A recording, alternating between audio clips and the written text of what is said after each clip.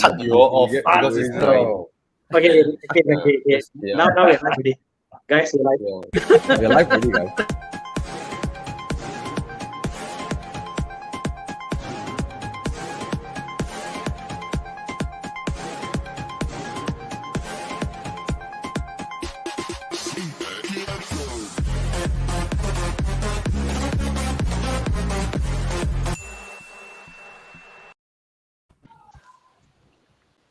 Hello. Yo. Hello, apa khabar? Hi, D-Works. Full house today. Today we have Yeah, a lot man. of people in this room. Yeah, Can I test connection first? Can I test my connection? Is my connection all right? you sound good. Yeah, Edward. good. Yeah. Because all the Hi, icons Roshan. on my on doesn't show up. All the icons on my stream Roshan, yet. I saw we met Roshan in Penang. He came for the drive. Nice. Oh. Hello, everybody. Hello. Erkan, Jordan, Kevin, Golan, Jules, Terry, Terry. Terry came. Yeah. Terry came on the drive too. I Oh, brought an nice. E46 318i, and Ooh. and I asked him why 318i. He said it's a family heirloom. So cool. Kept it because it's a family. Oh. Passed down for a few people. Nice. So it's Nice. yeah, so cool. Okay, we E46 see all the 318i. friends coming in, all the audiences coming in. Welcome. And if you guys want to engage more in the conversation, you all can actually come over to Facebook, our Horizon Facebook. You know, if you ask your questions here, not only we can answer you, our team can actually PM you, which is the kind of function that we can't do on YouTube. doesn't So have. if, So if you guys come over to Facebook to watch it there, and you can interact with us over there, it'll be more convenient. And of course, helping us share the live. Yes, And, let us share, guys. yeah, today we welcome again our friends Azhar and Amar joining us here from Ingress Auto. Guys. So Hi everyone. this guy his name is UMW, but he just bought a G30 530 LCI. Yeah. So those of you who have any questions regarding, like, you're thinking of buying a BMW, you know, you have your doubts, you have things you want to understand, please fire ahead. And if you know a friend who is keen on looking for one, tag him or her, you know, share it to him or her and bring them in. And I believe the geniuses here, you know, the product geniuses here from BMW Ingress Auto, Azhar and Amma, will be very happy to help you guys. And All right. 4 BMW owners here in the conversation. Oh yeah. So Tana and Naz Abdullah both just bought a 330e. Yeah. And so each of them has one 330e, right? Unlike Con, who has 2 5 Series. And Alex just bought a E46 M3 convertible. I think he had that car for a while already, you know. Manual, bro. No, he just bought it off JT. Oh, he just He's bought it, restoring it. Yes, he bought it off JT, and he's like completely stripping the car and restoring it. Oh yes, Right. yes. So And I'm taking collection of my E36 this Friday. And Thomas and just my rebuilt E30 his E30. Yeah. My E30 full-on BMW fan club. Is going to be ready on Wednesday or Thursday. So the only thing that is not done is a dashboard, and not people say that if the E30 dashboard is not cracked, it's not E30 Thomas, how did they repair? Do they like tampal or do I they don't put a know. new on top? There's one that the Sifu say I do for you, and the Sifu picture very nice. He let the Sifu do. That's it.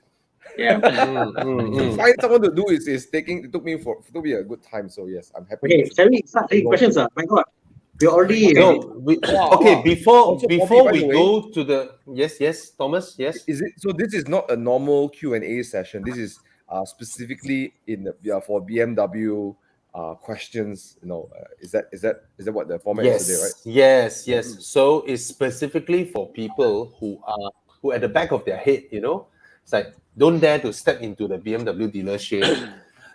It's like, hey, you know, I want to, but I always have questions. I want to know more. Please fire ahead. Please ask our So we've got amazing two experts product here. geniuses from Ingress Yeah. Auto with us.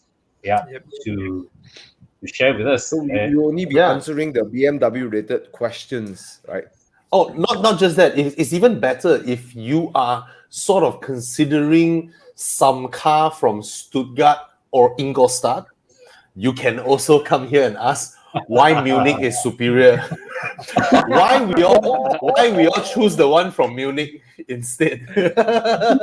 Why you change All right. to cities and states, are you? I learned from the British magazines that's the more diplomatic way of addressing different companies, Okay. Let's see. So before we let's start, go. Ezar actually has something great to share with us, right? Ezar, is this the right time to share? This is the perfect time. There's no better time to share. As the new year approaches, I mean, we're already into the new year, and then Chinese New Year is approaching as well. So we want to offer customers who book certain models from us, the X1, the X5, and the 5 Series. If you book your car online via the Ingress Auto website, we are giving away BMW lifestyle merchandise worth 1,888 ringgit. So this is only for customers who book their vehicles online.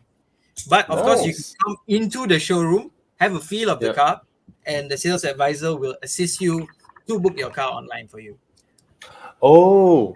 So you don't have to do it at home without coming. You don't have to do that. Oh, lovely. The customer experience is still there if you still want it, right?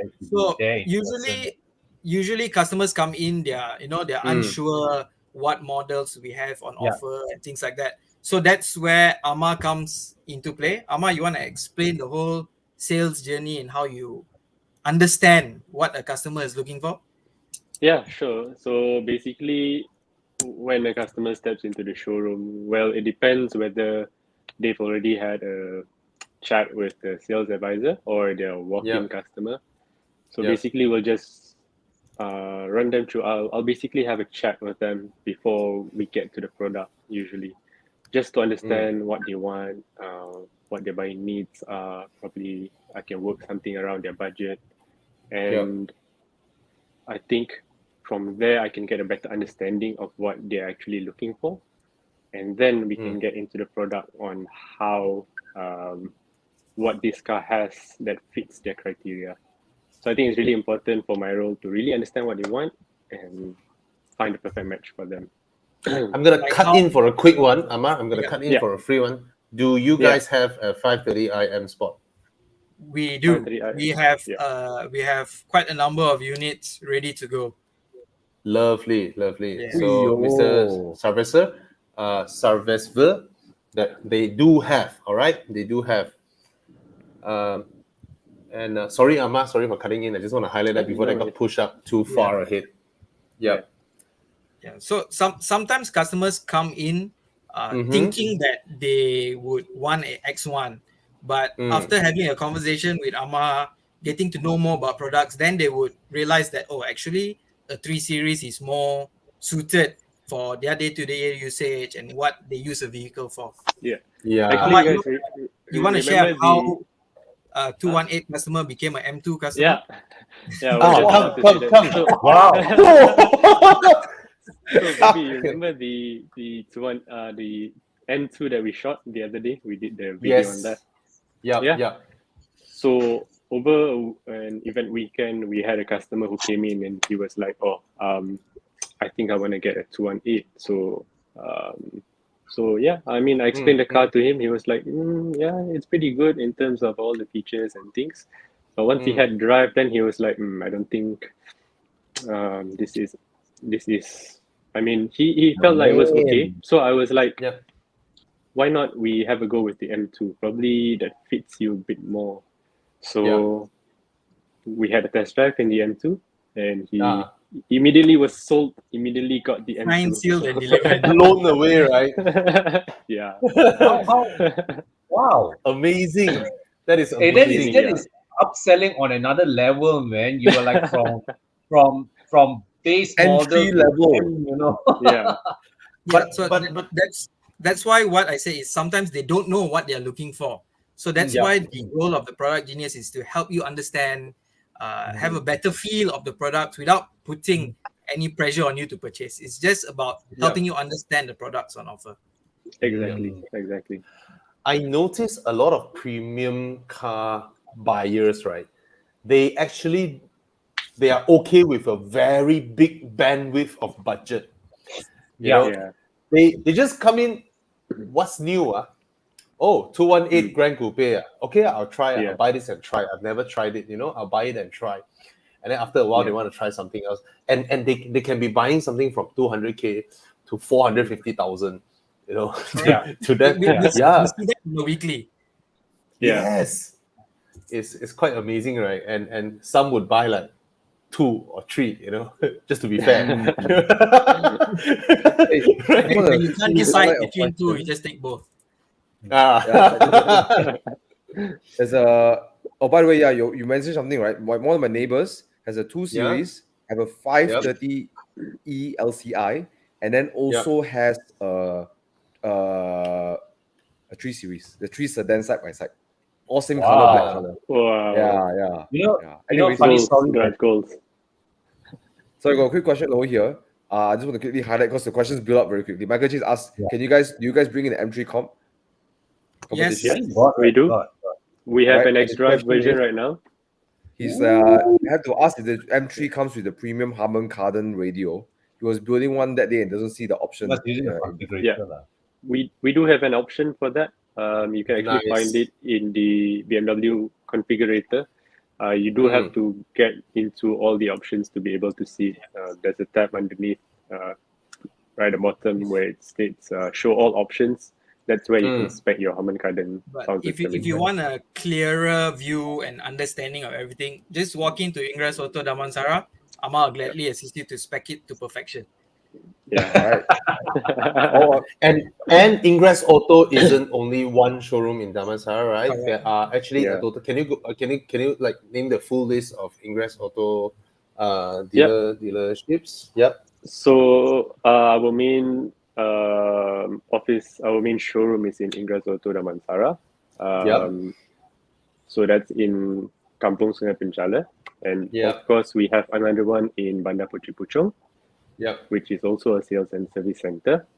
Ah, Yeah. Nice. So if you're Okay. looking for Mini, I think we have a lot of confusion. Sometimes customers tend to walk into Damansara to look for Mini, but we are only a Mini service center in Damansara. Strictly only a service center. From time to time during events, we do get some Minis around for the events, but our standalone showroom for Mini is actually in Bangsa in Jalan Maruf. And it's the only standalone showroom in the country, right? Correct. Yep. Yeah, that's right. Yeah. Nice. So apart Nice. from that, of All course, right, we so- have our body and I paint heard, as well. in I heard Kepong. they've got nice tea at Mini Bangsa. Some mysterious tea, right? Yeah. So yeah, guys. So that's for you to know. Okay, a quick one. This one. Yes. Any other interior color choice? Unfortunately, for the X5, there's only one color option for the leather. Yeah, you don't get the option to choose your interior color. But that is also how BMW Malaysia got it at such a attractive pricing by standardizing everything to push it down. A lot of people don't understand this. They thought, hey, why can't I buy cars at this price point and then get a plethora of options and all that, right? They didn't realize that a lot of our plug-in hybrids in Malaysia, right, is actually, if you compare to prices in Canada, Australia, right, ours are pretty much on par or sometimes lower. Yeah. All right. So, and the promo that you guys are throwing is the merchandise, and is there like a special financing rate as well? We do have attractive financing rates across the board, not just for selected models, but for all 2022 variants. Oh, nice. To finance under BMW credit, you can get the first 2 years at 0.88%. If you're looking for 3 years financing, it's 1.98%. 4 to 5 years, 2.08%, and 6 to 7 years at just 2.28%. So it doesn't matter if you're looking for 2 series, 3 series, 7 series, X7, it's all the same interest rates. Oh, nice. Yang, are you showing the visuals? The visuals are not showing on our screen. What is going on? Yeah. Yeah, this one. just as Ezra finished the sentence. So question again, this interest It rate. is not lag.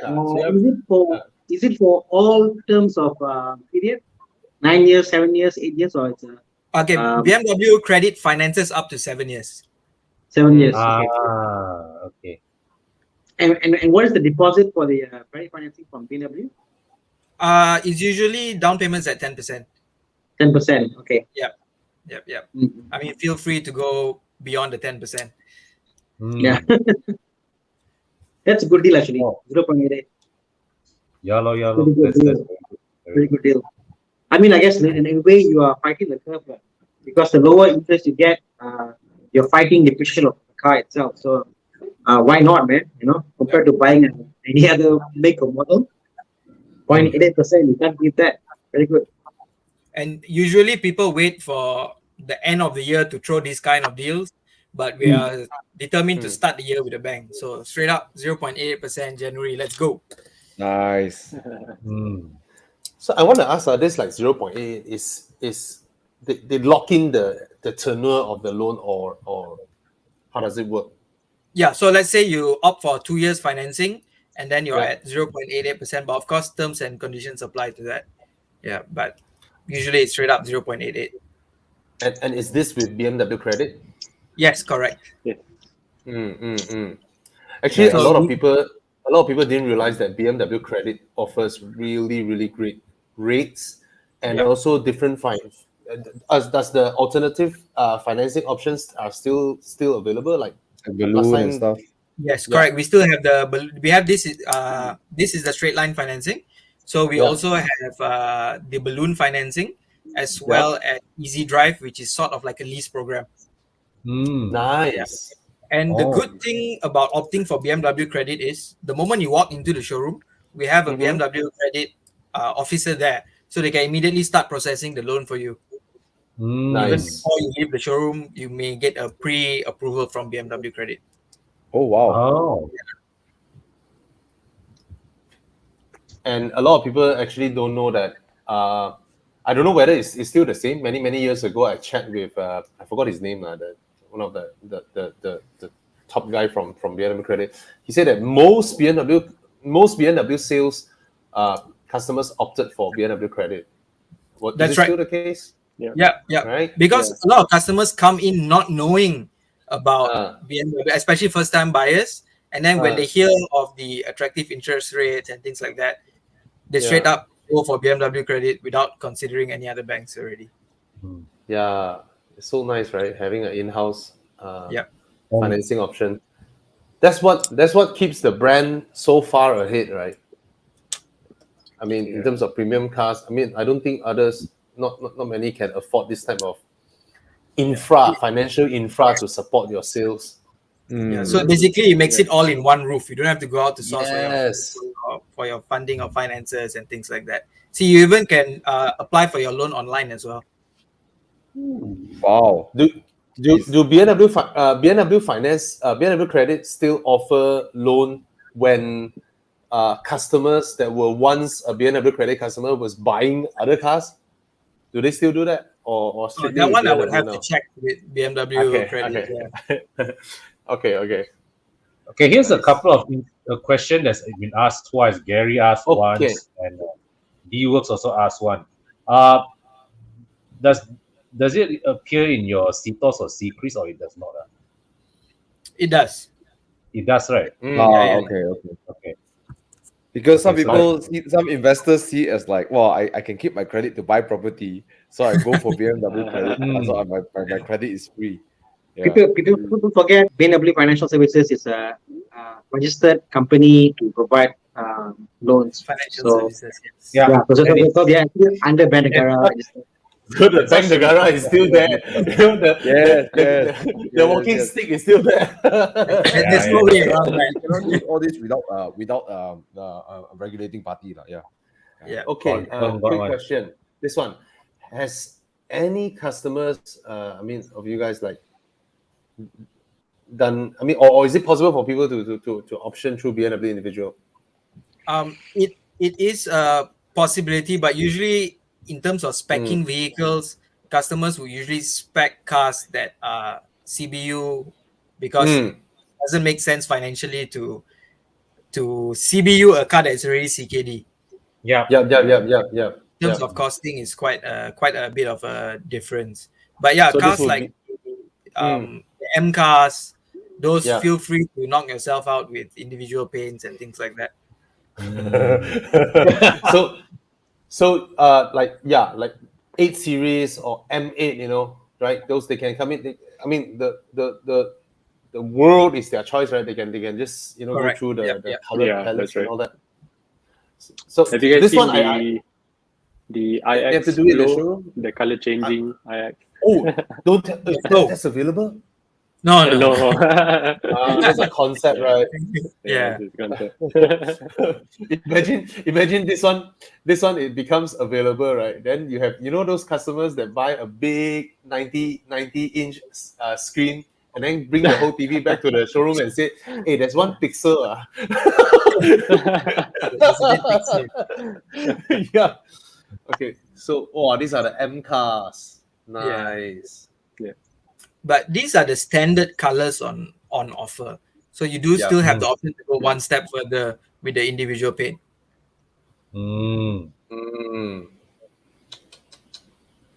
Because So- it's CBU anyways, so it's Yeah. you can do it lah. Yeah. But how to access that menu? Is it's actually available in the configurator, right? In your showroom? Yes. Or...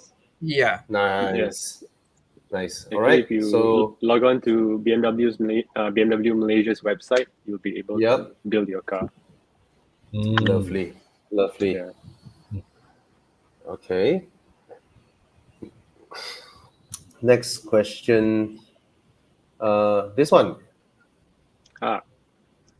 So that's From an interesting Lawrence. question. Yeah. Yeah, so Carplay is only available for some selected models, right? And for these models, they actually give a 3 months free trial upon purchase of your new vehicle. Yep. And after that 3 months, if you like to have it for a lifetime, it's actually a one-time payment option. So it's not a one-time. subscription option. Yeah, one-time payment option. Wow. It's bundled with Android Auto as well. Yeah, for certain models, it's bundled with Android Auto as well. It's under a package called smartphone integration. Does the price differ from model to model? No, it's the same across. How much would that be? So the price is actually RM1299, 1,299 for a lifetime, and it follows your vehicle. It's not transferable from one car to another. So if let's say like when we sell the vehicle, the package goes with the car lah. Yeah, that's right. It's an added So you value can to your car. increase your car price by 1,299. It's not expensive at all. I mean, when you think about it, right? Yeah. Some people buy their cars and then they go and change some Android integration stuff, right? It's gonna cost them 3,000 ringgit, right? So Correct. I don't get why some customers make it I don't think it's a big deal to we Malaysians, right? When we demand car makers to try and reduce the car prices as much as it could be, right? Then we ourselves must also understand that car makers will have to put certain things to let us option. If we want, we just pay, more in line with how the global car market works. Correct. Yeah. Correct. And I mean, back in the late 90s when a premium sports sedan cost 300,000, of course they can throw in everything. When it's in the late 90s, they cost 300,000, right? They can throw in a lot of stuff. Yeah. All So right. for cars like the 5 Series and X5, this Yeah. smartphone integration package is available. Yeah. You do get to enjoy both Apple CarPlay and Android Auto in these two models. Yeah. So what's that? So this means that if they buy from Ingress Auto now with the CNY promo, they pay 1,002 to upgrade the Android and Apple. But they get back a rebate of 1,009 of merchandise. At least feels nicer. Only from Ingress. Yeah. All right. But So if I may ask, right, this connectivity option, right, is available for models from what year onwards one? Okay, to make things easier, you will need iDrive 7. I mean, iDrive 6 already has Apple CarPlay, but for you to have Apple CarPlay and Android Auto, you do need iDrive 7. But of course, it's a bit hard for me to So it's about which car. roughly it's about what, 2016 they had CarPlay, and then I think I would say 2018, 19 they had an Android Auto, I believe, somewhere around there. It's about Yeah, right. 1920 with the Android Auto. Yeah, 1920. So Tana, you use Apple or Android? I'm going to go for aftermarket. so on mine to enable I can enable the CarPlay, but that point in time they didn't have Android Auto because they were using a dual core technology. So that era so you're stuck like, no? The only way is they add an NBT kit.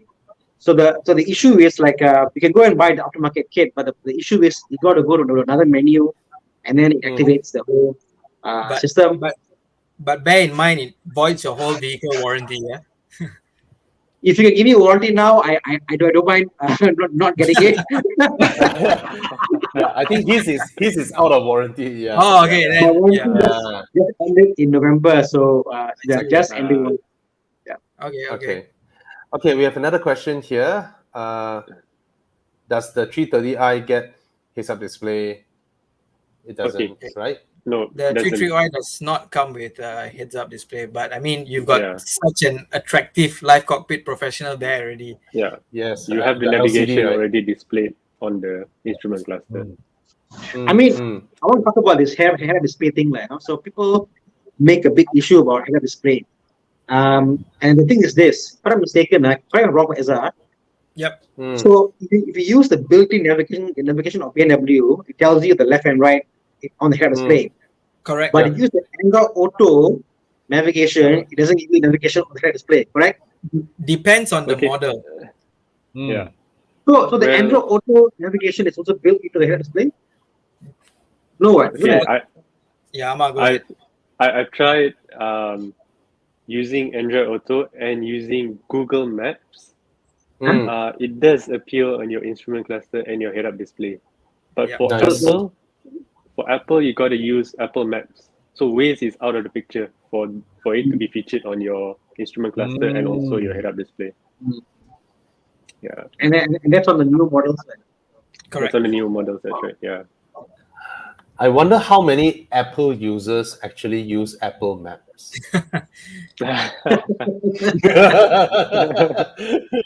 It's the first thing I removed on my iPhone.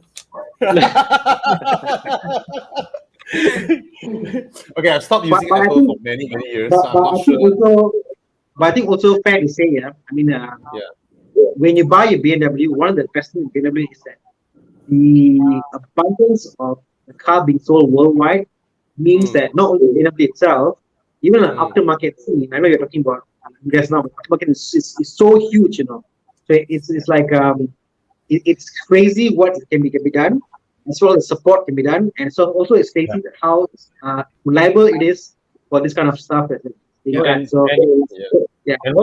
what amazes me is that there's troubleshooting these cars are just so easy. There's so much resources available. People have went through all these issues. Like I always say, when with my BMWs, I have never come across a problem that someone else in the world has not faced it before But and solved it.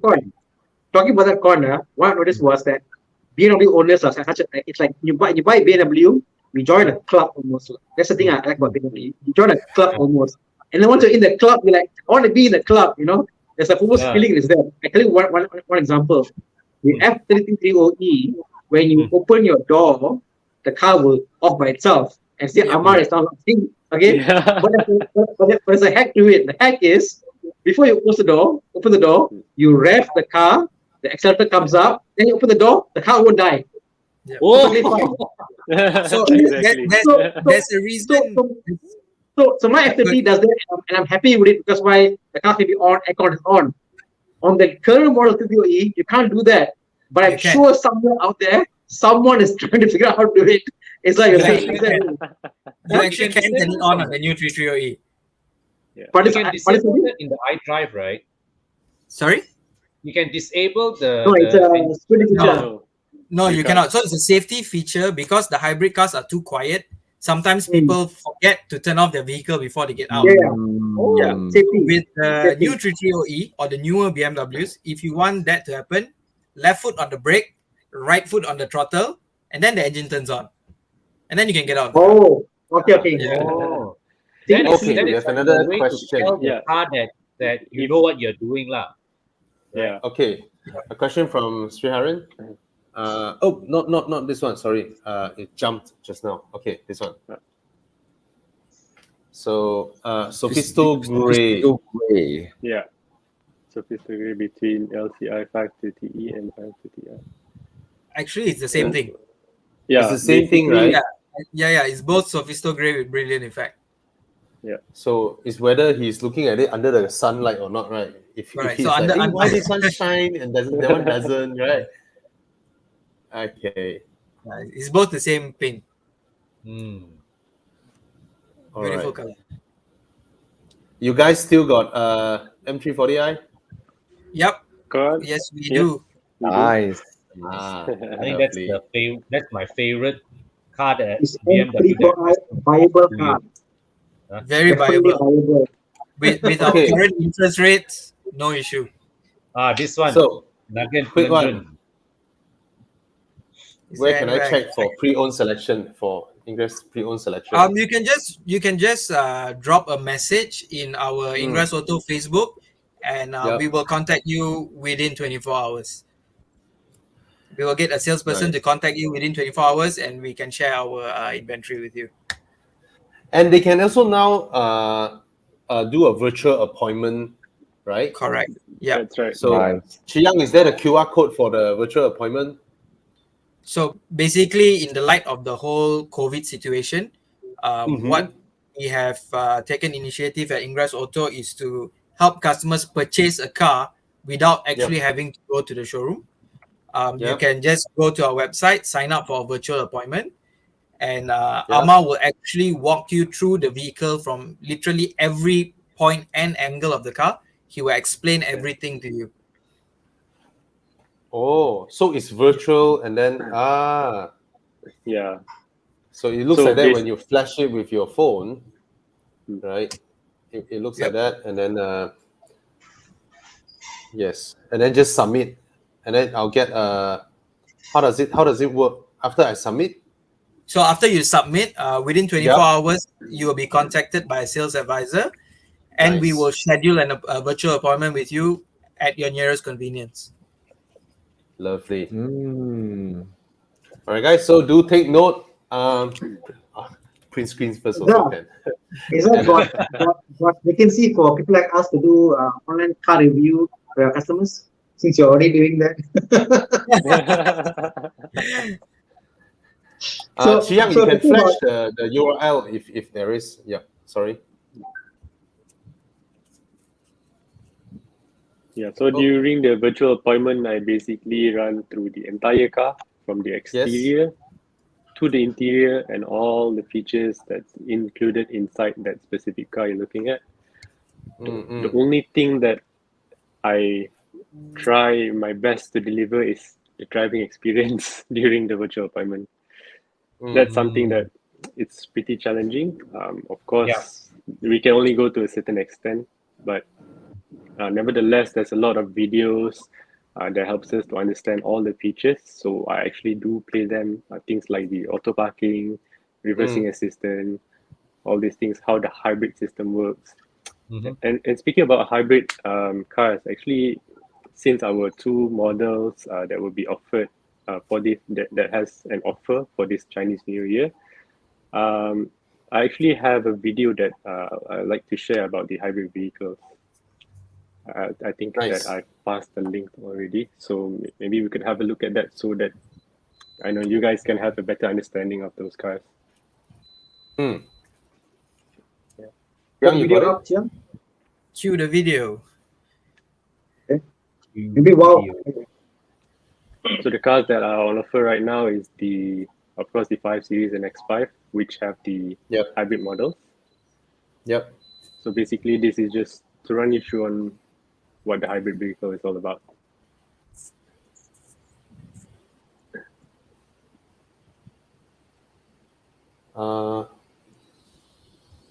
Can we play the video? Okay.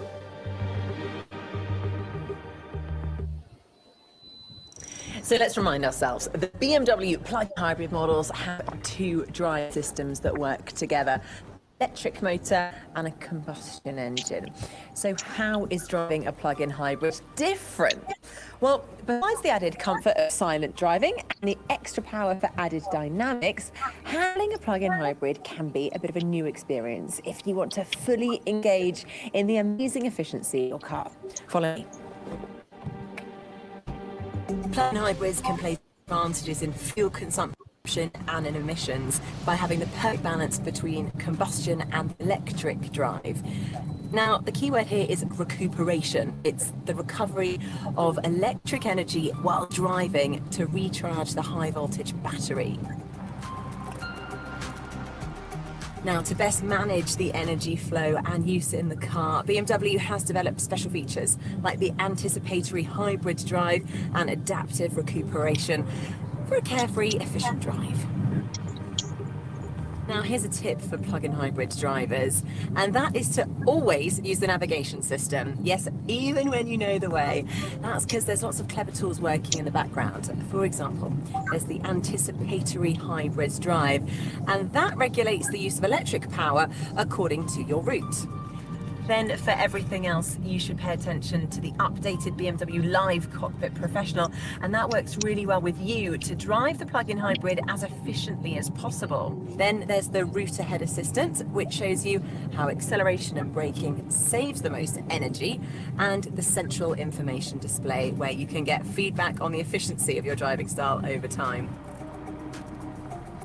Of course, the familiar BMW drive mode selection still gives you total control over how efficiently, comfortably or sporty you want to drive. And the system can even let your car automatically switch into electric mode when entering into an e-drive zone.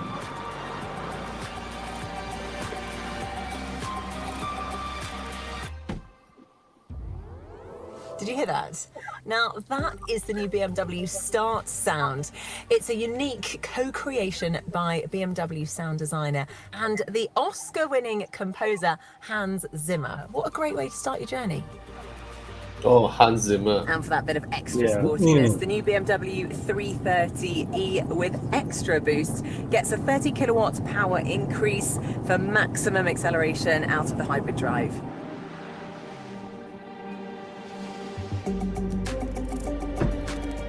Thanks to the innovative drive technology and BMW's familiar handling, driving excitement and efficiency are effortlessly united in your BMW plug-in hybrid.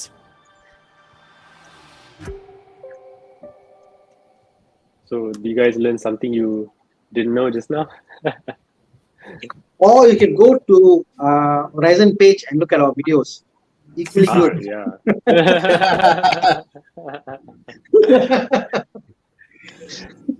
So, Amar, so the three models that you guys are offering with the promo, right? You want to refresh our knowledge on, because I noticed recently BMW updates the specs pretty frequently. So I have no idea what are the specs now, like X1 and all that. Is it Correct. okay to like go through that? Yeah. Chiang, you flash the basically- images if you have them. Yeah.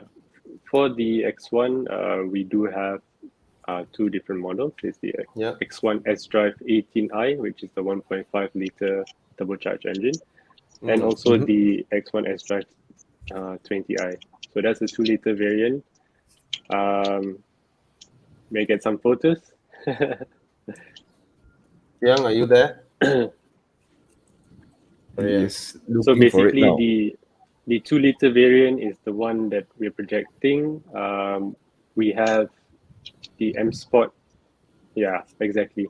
So the X1 20i comes in the M Sport package. You can see the full body kit, 18-inch alloy on the interior, M leather steering wheel, sport seats on the front.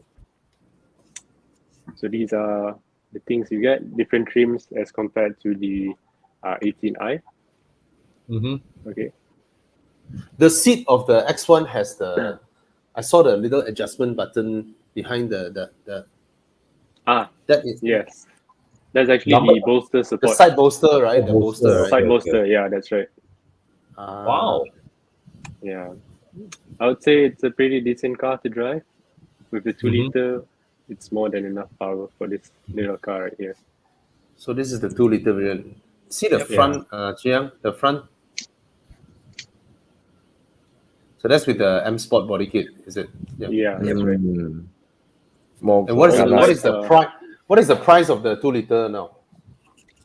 It's about 235,000. And the 18i is still just under 200, right? I remember. The 18i is above 200 still. Oh, above 200, but Above oh, 200. okay. But just above. Still the largest car in class, right? I mean, in compared with other premium mix, right? Like from Stuttgart or Ingolstadt, this is still larger. We do get some comments that it is larger, so it's more roomier in the cabin, Oh yes. This X1 is very, very roomy.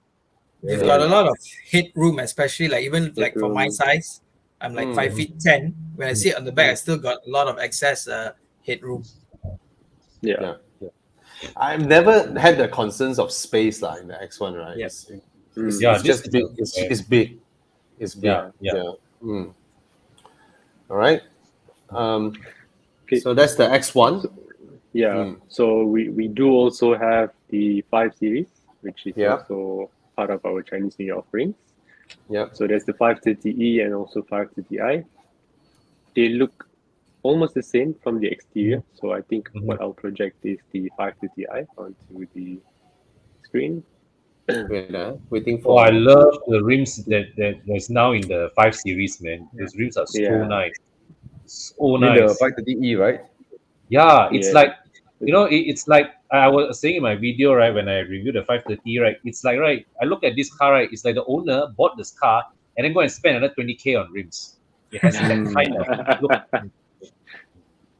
You know what I find interesting is that the 5 Series, the LCI, the looks of it changed a lot.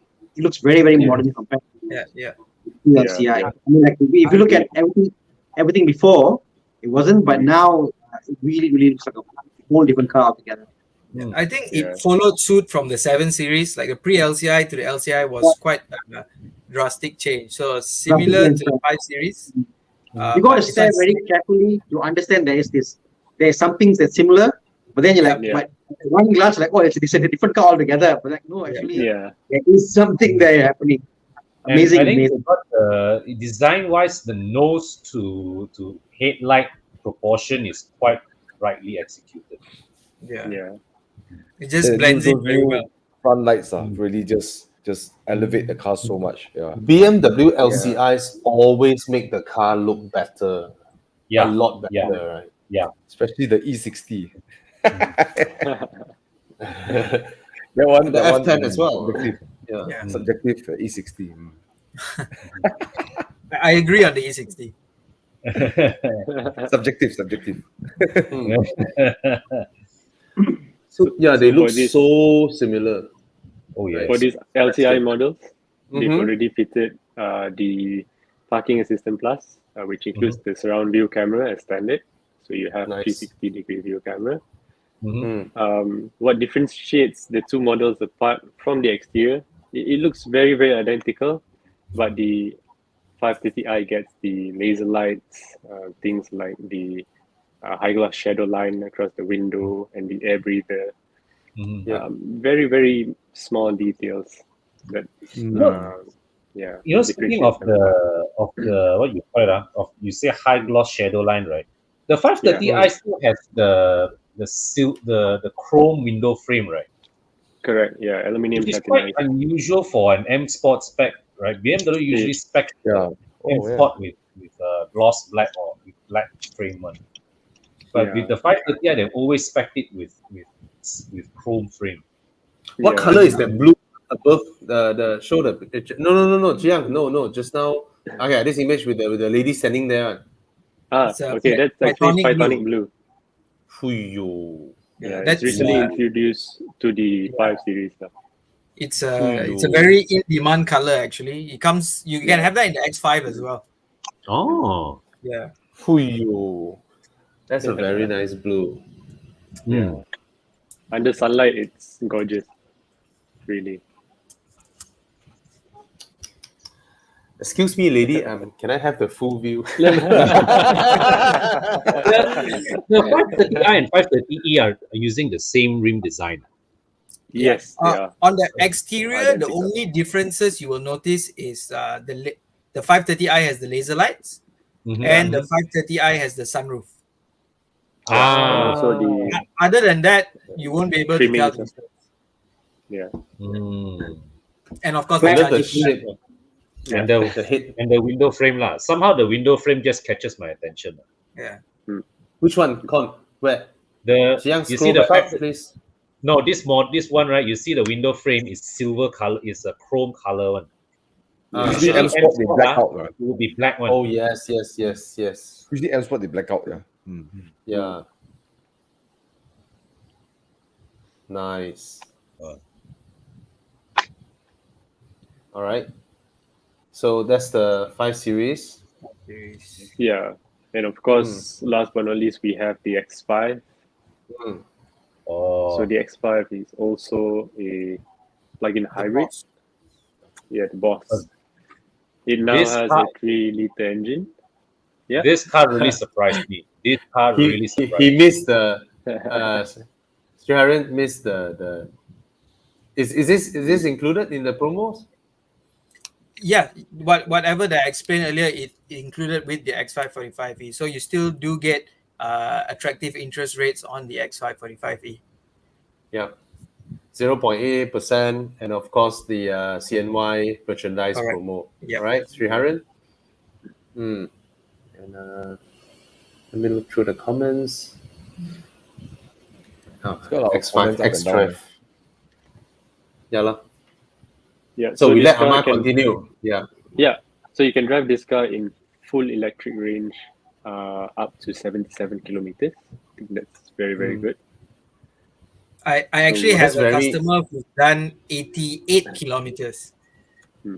Wow. So he uses the electric motor on a daily.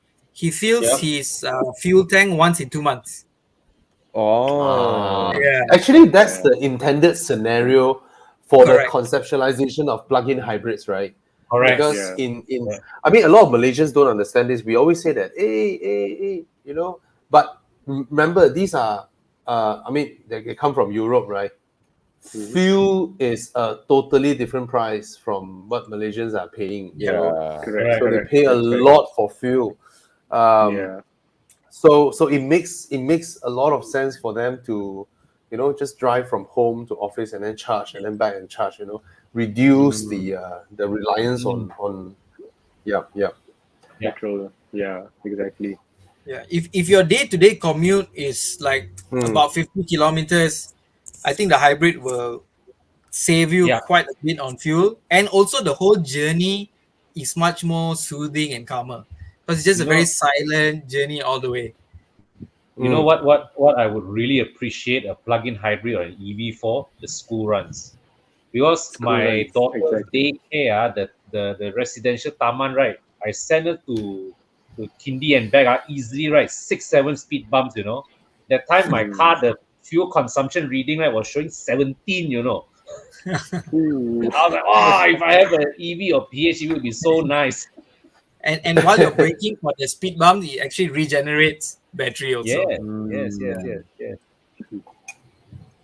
So Bobby, I'm getting my BMW wall charger on Thursday. Whoa! Nice. And so yeah. So I've gone from earlier my Audi is was a hybrid but not plug-in. Yep. Then now this one the F30 has got a small range, not much, 20-30 kilometers. And the thing was like this is from a personal experience. So people say like, oh, you know what, 30 km is stupid, doesn't make sense. Then you got 50 km in the newer models, and some like 70 km. This is the thing, Bobby. With 30 km, this is what I can do with 30 km. All our school runs are hybrid. Yeah. My wife going to work one way is hybrid. Yeah. The problem is the office don't know any points like.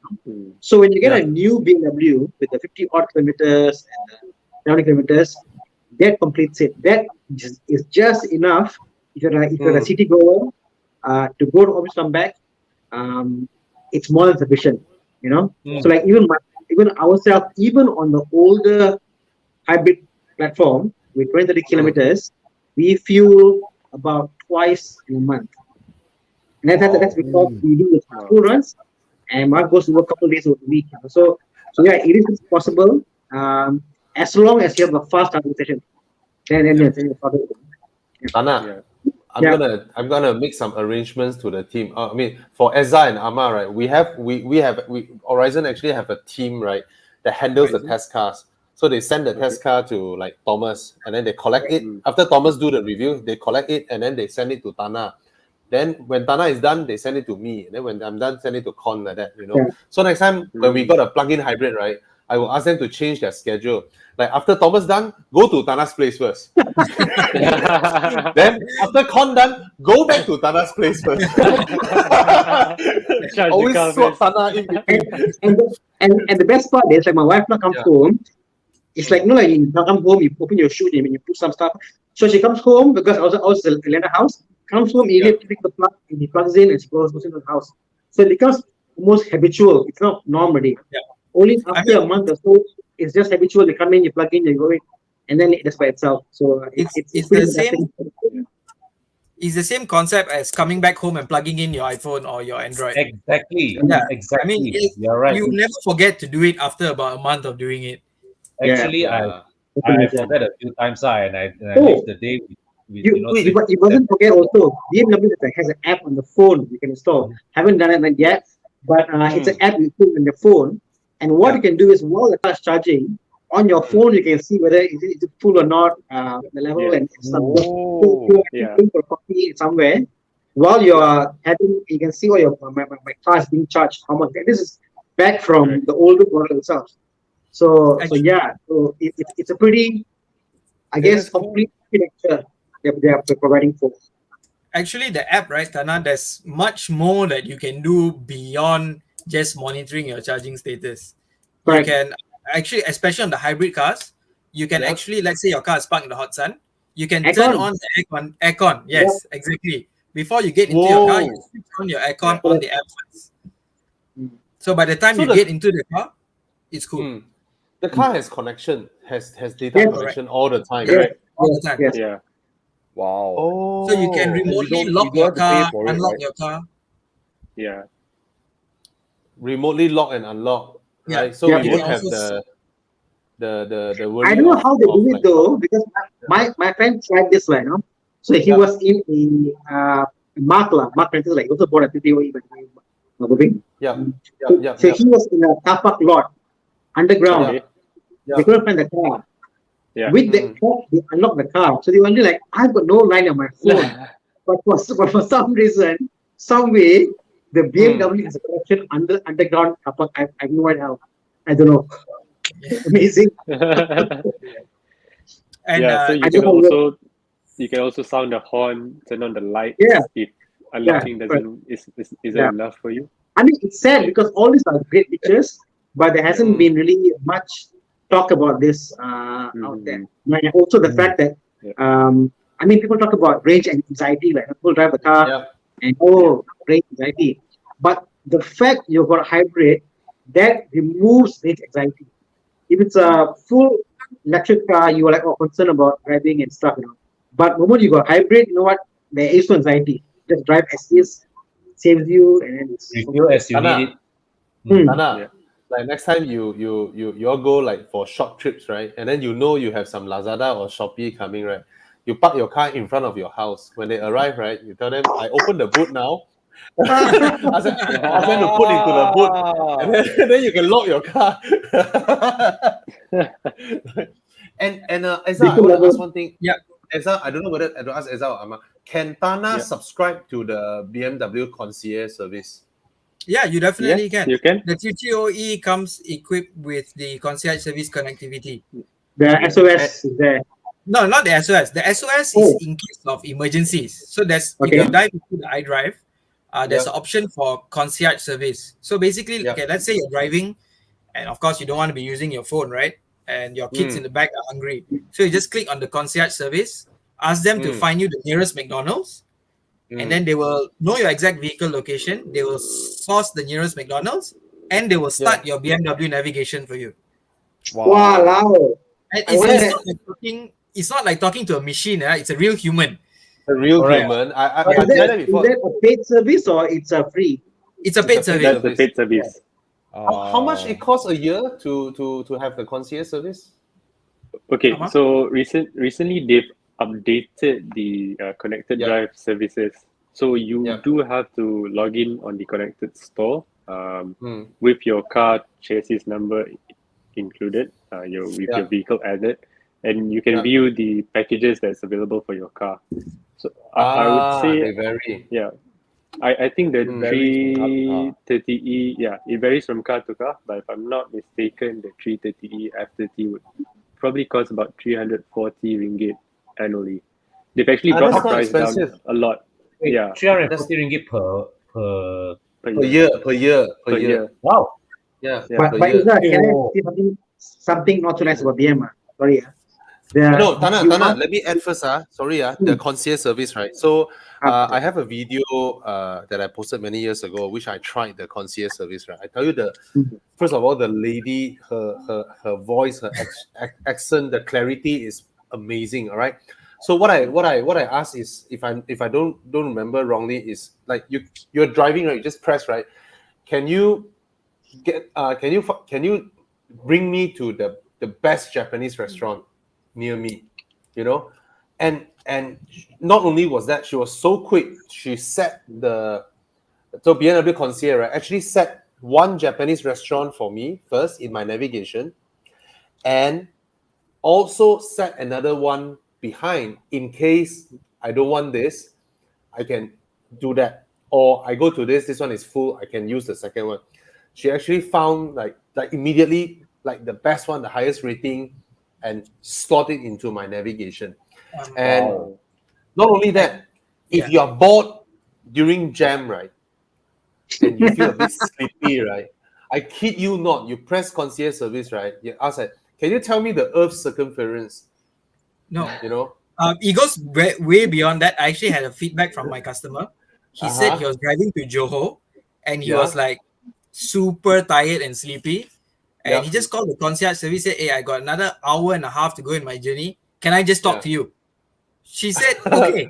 And then they just went on talking until he reached his final destination. Amazing, right? Yes. And Bobby, to continue about the Japanese restaurant, right? Yeah. They can also make reservations for you at the restaurant. Yes. Wow. Yes. Damn That's amazing. basically like you stay in the Shangri-La, and then you have a concierge downstairs that handles you while you're driving, right? Yeah. Wow. So can I ask, right? What is every model has concierge, right? Concierge service can subscribe to it, right? Every single BMW model. I mean the new ones, on the latest one, yes. All the latest yes, ones, yes. Yeah. So cool, So- right? You can show off to a girl you're picking up. You know, it's like, oh, let me just call my concierge and book our My restaurant. PA, Thomas, my PA, right? You're driving your 2 Series Grand Coupe, right? And then they ask your PA to book you a restaurant. It's like, Yeah. And then That's the my voice is PA. like, whoa, the voice so nice, excellent, so good. Oh, your PA must be very Oh, yes. expensive, huh? Oh, When my you- yes, my PA When very you buy a expensive, man. new, when you buy a new BMW, how many years of concierge service do you get? You get it for a 3-month trial actually. Okay, Yeah. okay. So BMW gives you a freedom to test out all the services offered for 3 months, and then you can bundle it into, let's say you only want certain features, then you opt for those features only. This is really smart. Ah. Yeah. So for those who don't know, BMW is the only brand that has these type of services that comes with your car.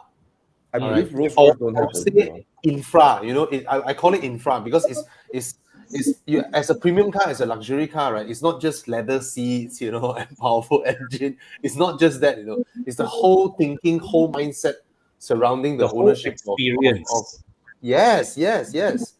Right. And the same concept of the concierge service, like what Tana said earlier, the SOS button, right? So that's a Oh. completely different call center. So how Yep. that works is, if you are in an emergency, you need you get into an accident or anything like that, you just click Yeah. on the SOS button. It calls the emergency call center, and then just tell them what you need, and they will assist you. And it goes one step further. Let's say you get into an accident, there's actually a crash sensor at the front and the rear. So if it triggers the crash sensor, the call center gets notified that you've been in an accident, and they will talk to you via the car. They'll call you. Yes, they will call you, and they'll be like, "Are you okay? We detected that you've been in an accident. Do you need a police? Do you need ambulance? Anything? We know your location. We can send it immediately to you." I don't know. Yeah. Was it And- from you and guys? if I you heard do a not story about respond- somebody's life being saved Correct. before because Yes, of that. if the person did not respond, they will assume he's unconscious, and then they will call the Yes. emergency services, right? Correct. Yeah. Correct, They will call your name 3 Wow. times. If you don't respond, and then that's Yeah. when they dispatch the emergency services. I heard the call center is not based in Malaysia, right? Correct. Con. Yeah. Malaysia cannot do this type of call center service.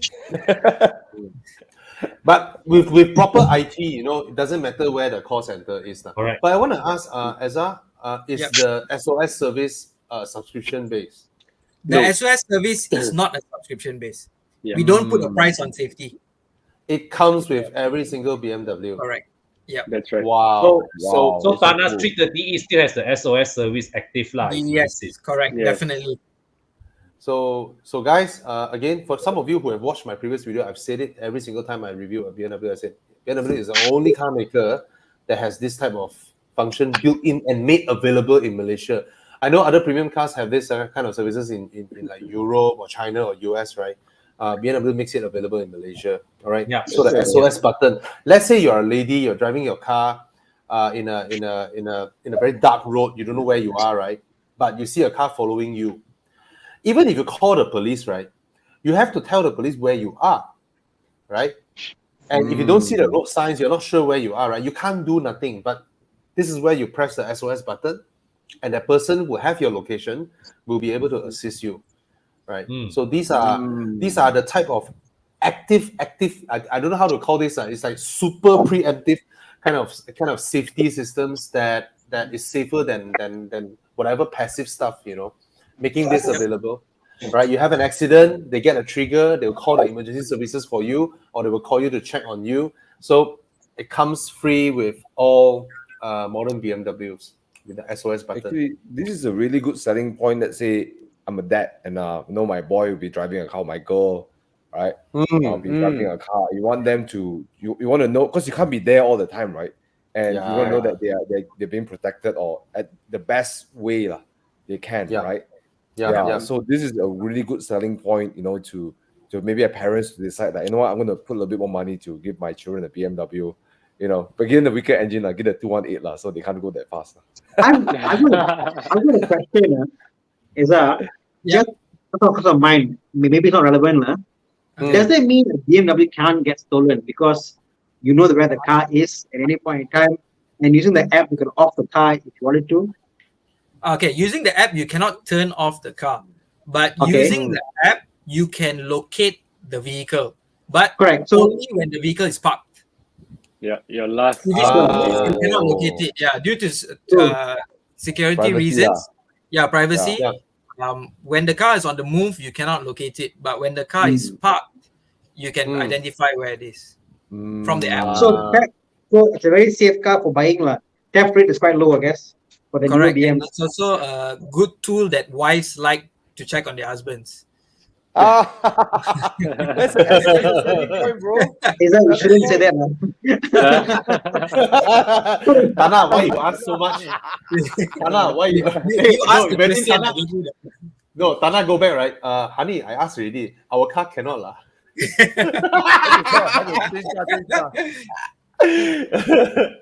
Sorry.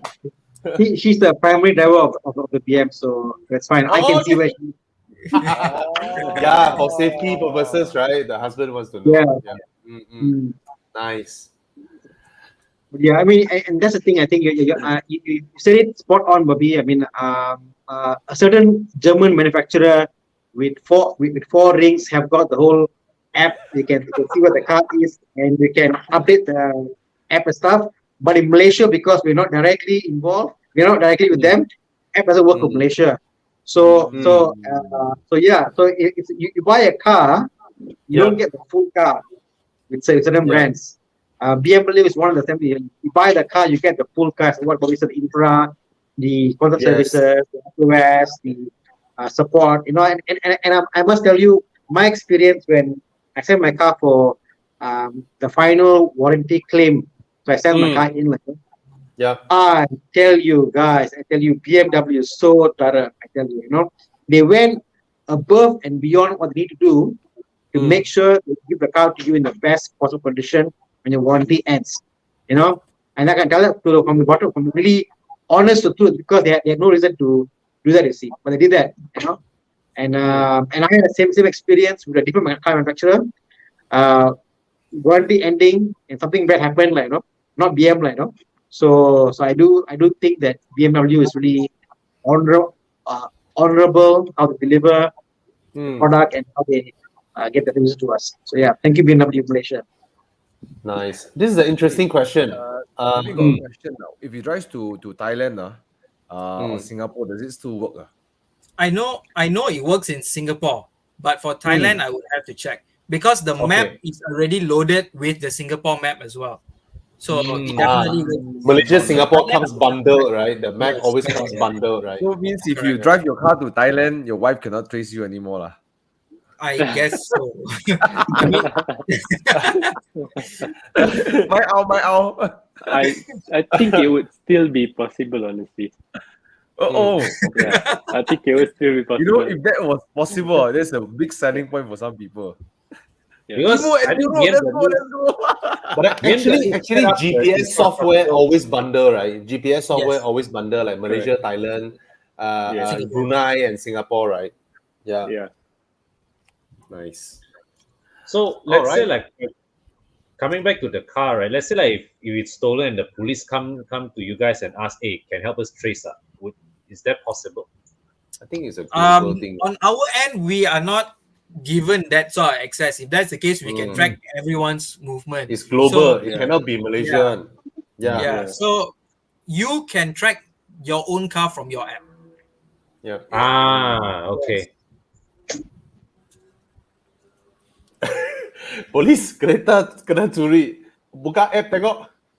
dalam you punya warehouse.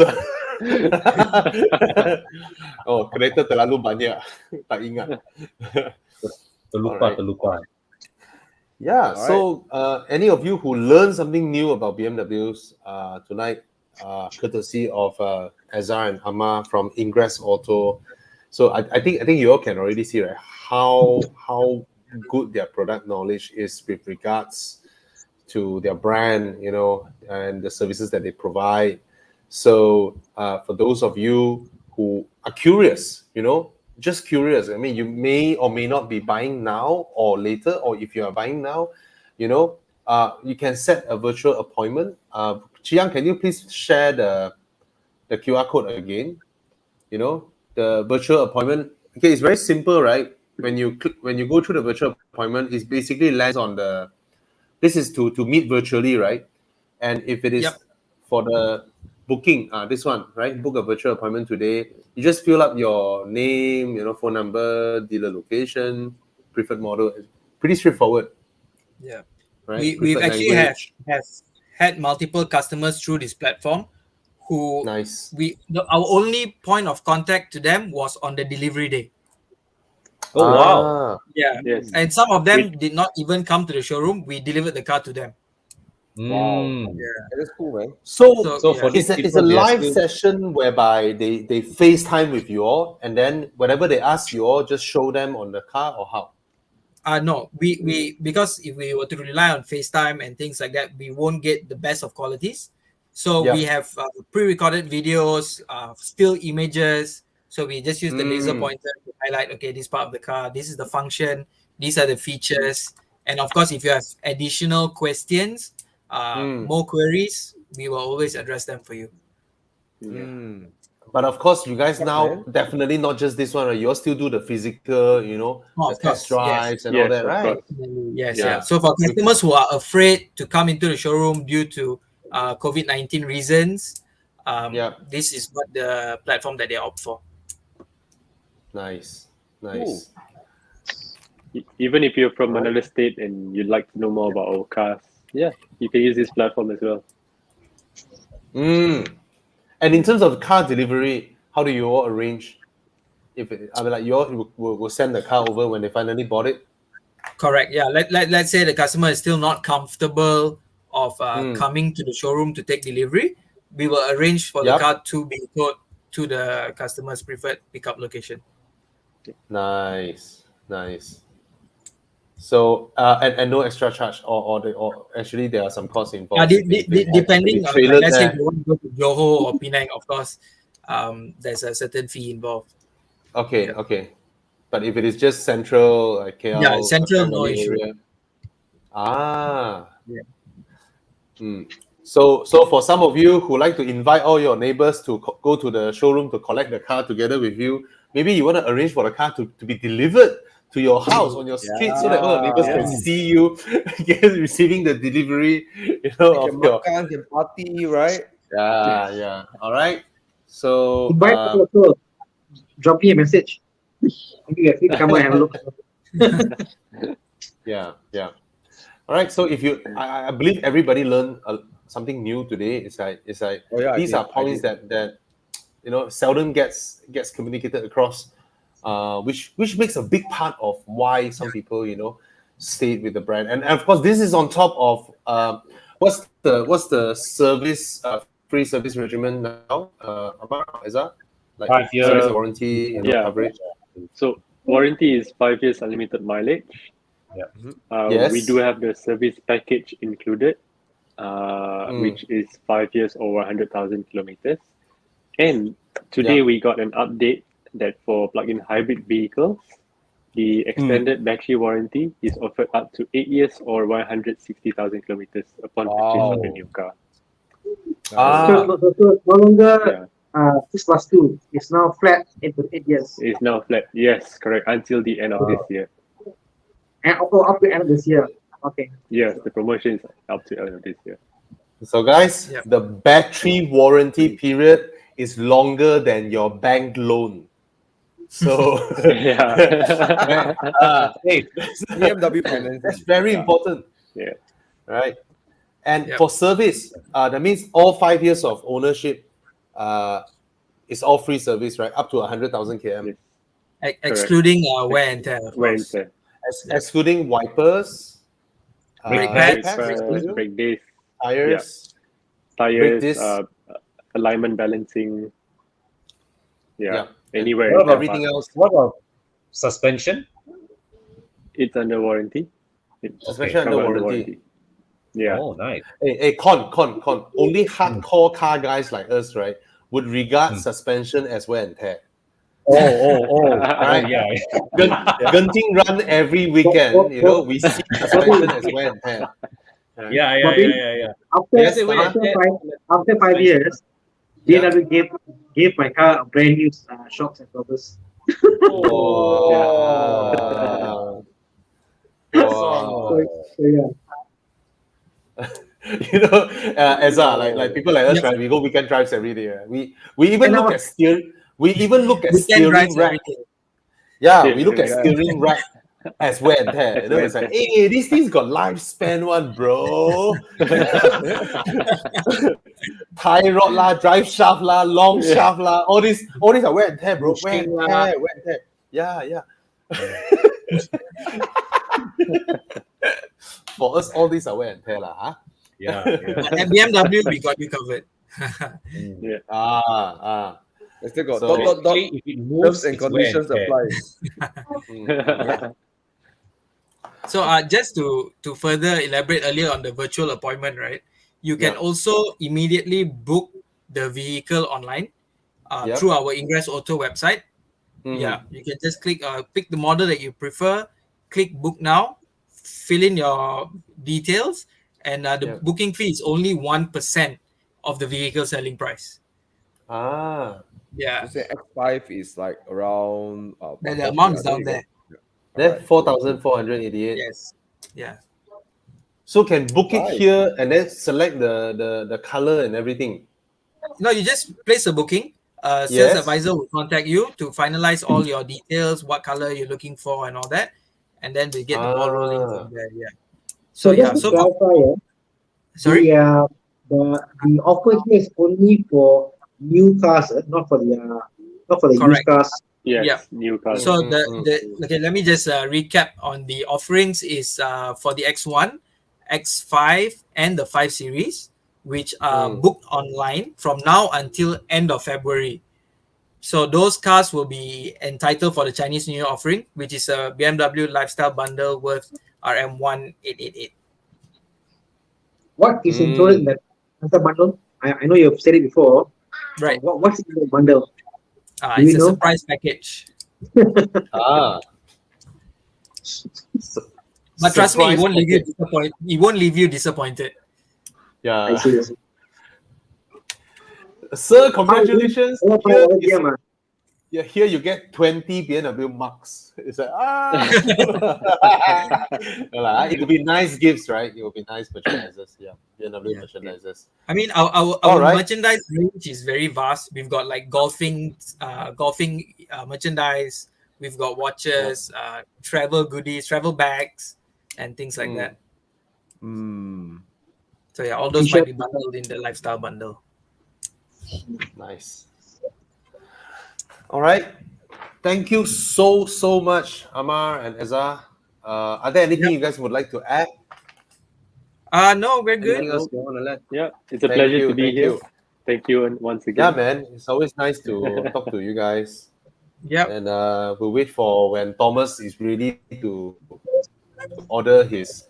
Hey, I'm gonna ask anybody in Malaysia, like customer or like come to you all and ask, hey, can I book the M5 CS?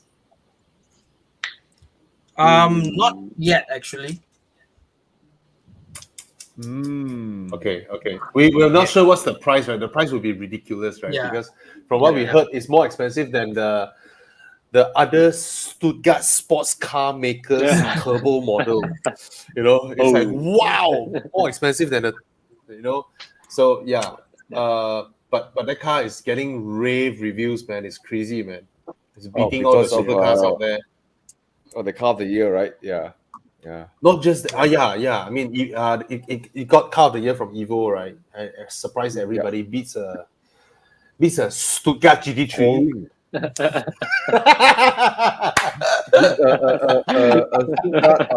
Flat 6, don't know which one. Yeah. The top models and all. Yeah, man. It also beat the Santa Agata Evo. STO, sorry. Okay. All right. Thank you so much, Ezra. Thank you so much, Yes, Amma. no problem. I So guess do come I by already this learned weekend. a lot Yeah. tonight. Oh, it's not just for this weekend, right? No, yeah, but I mean, feel free to come by this weekend to enjoy the offerings that we have on hand. Yeah. All right, guys. Thank you so much, Ezra. Thank you so much, Amma. Yep. And for those of you looking to buy BMWs, go to Ingress Auto. You get the 1,888 ringgit merchandise for CMI promo. And then for the X5 45E, you get a 0.88% special interest rate from BMW Credit. All right. Yep. Thank you so much. Okay. Thank you for your Looking time, forward guys. for your next session. Thank you. Yep. Thank you. Thank So you. we're going to Thanks. continue our live. Don't log out, guys. We have a lot of questions for to answer you guys. Okay. All right. All right. Thank you, Amma. Thank you, See Ezra. you Thank next you. time. Bye, you Bye, guys. guys. Bye. Ciao. Shall we Sorry. go for a break or shall we just jump straight in? Let's go for a break. I need my juice from Copenhagen. My Copenhagen liquid juice. break. Liquid My break. Copenhagen liquid. So guys, go for toilet, go for some liquid break, and then we'll come back and let's talk about cars. Thank you. See you soon. When I switched to Pro Mileage, in my case, I got 46-47% of savings for that car. Pro Mileage was the only one that gave me 5,000 extra value to cover, yet still cheaper, a lot less.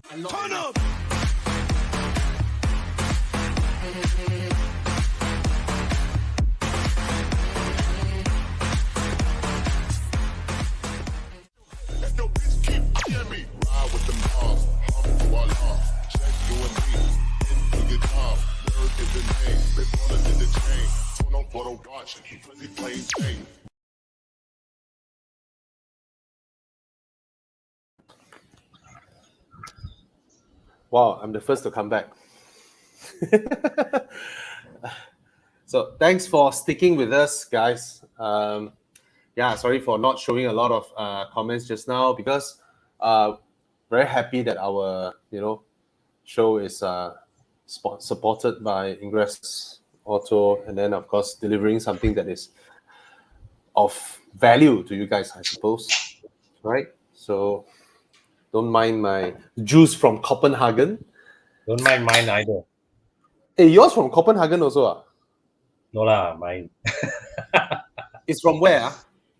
Holland from Amsterdam. Amsterdam. Copenhagen here. But I actually prefer the taste of Amsterdam. Had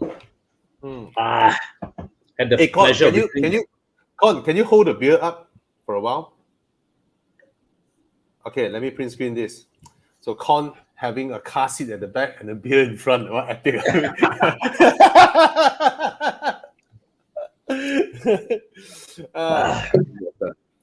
I drink the water. Why you are on diet again? Water. How much water? I was enjoying myself in Penang. And then I also enjoyed myself last night with Tyson. We had some good dinner. So I just want to lay off some from the alcohol. Yeah. Okay. So yeah. Oh, sweet. Ooh, Where else could you do that? 3 liter. Oh, that day I just saw one at near the Istana Negara, grey color one, and I was like thinking, wow, this car needs a wash, man. 3 So liter. where else can you clean the interior? I don't know. There's a place called Come, bring to Evo Club Car Wash in Sungai Besi. Hey, by the way, I haven't seen my Mondio, but based on the pictures Con is sending Are me, you legit cool, man. I want to go and see it tomorrow. Yeah. what I time was you thinking coming? of coming over on, but I was scared to come over because my truck is in a very dirty state. It's, Hey, then you come. No, that's the point. That's the point. Yeah. Wow, whose Porsche Well- is there? Also, whose Stuttgart car is it? A Stuttgart car. Sorry. oh no, last time. You know, Must be Thomas, some guy with long hair. that's called a Stuttgart spider. you know, last week's German I had a SS. last week I had a very interesting visitor to my shop. He is the former owner of my silver E39. Wow. Wow, yeah. Wow. Very interesting twist of fate. You know, he sold the car in 2011 to the person who sold the car to eventually sold to me. And back then, when he owned the car in 08 to 11, he was already selling the car to Prestige. So apparently, at the time, Prestige helped him solve the issue with the electric seat, help him solve the issue with the what you call it, the pixels on the middle cluster, you know. Because I've been driving that car, I know the cluster has been fixed before and because E39, the meter cluster, the digital cluster always fail one. I looked at it 3 years, right? The thing's still so vibrant, right? I confirm it's fixed before one. So I finally met the owner who was responsible for fixing it. And the story was he sold that car when he sent the car to service at one of the BMW dealerships. And the salesperson come and chit-chat with him, asking, do you want to change your car? So your car getting a bit old. So he traded the car in and got an X1, which he's still driving today. And that was when he sent the car to Prestige that day to service right in front of me. Oh, he came and talked to you. Yeah. He came to talk to me. He said, hey, I was the owner of I'm the previous owner of your car. So what happened was his son saw my video and said, Dad, look, this YouTuber bought your old car. Wow. Why you didn't selfie and post the picture up? And I was also busy setting up things around the shop. So last week a lot of things were still like, we were still refining the processes and all. But yeah, this week, at least now my crew, they are getting things, done almost to the SOP that we want. And nice. And I'm seeing the transformation that they have done on Thomas's car. I can't wait to see, man. I can't wait to see, because I actually left the shop early today to come home to prepare for the live show. So I'm also looking forward to see the car tomorrow. But what time are you going over? Morning, Morning. Okay. I'll get them to, because I will be there only in the afternoon. I'm going for my booster shot. Okay. But the car is filthy, really filthy. So thanks for doing it. Not anymore, bro. Not anymore. Actually, I would love to do it. It's very therapeutic. But then I didn't have the time to do it as well. So you guys are doing a great job there. Yeah. Finally, Thomas understand me. Not that I don't want to wash my car. They get the car on sale. Okay. Anyways, that's pretty cool. Now that car very well. This session live, we're using all the different city and states to describe cars. Someone said now, nice preview on the Gothenburg wagon. Let me add this. Gothenburg in Sweden is called Göteborg. Göteborg. Yeah.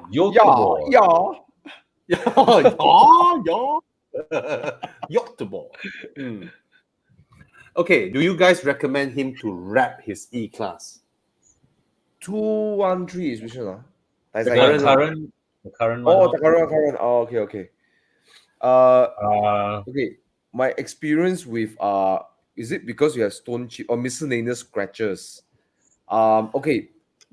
My understanding is this: if you want to cover up the scratches, yes, it will do the job. But you cannot just wrap it. You also have to do some sanding. Exactly. Or not, will just show the scratches a bit more. Yeah. A lot of people don't understand this. So my old Audi, I wrap the car. My old Audi, I wrap with Thomas Heng, okay? Yeah. And so what's also required is that people forget that the wrap is a very thin layer of film, Yes. Any imperfection on the body, it will show like daylight. Yes. Yep. Very obvious. So they have to sand the whole car out. No matter what. So you want a really good wrap job, like looks super cool. You have to sand the car. You have to use the 3M sanding, and then you sand the car down, and then you wrap it. So and normally when they will wrap the car, you'll send for take out, remove the car, they put coating. Oh yeah, God, it's still there. Serious. So this is wrap, it was a bit more wrap, like. So there are some spots in the car, they have some dents there.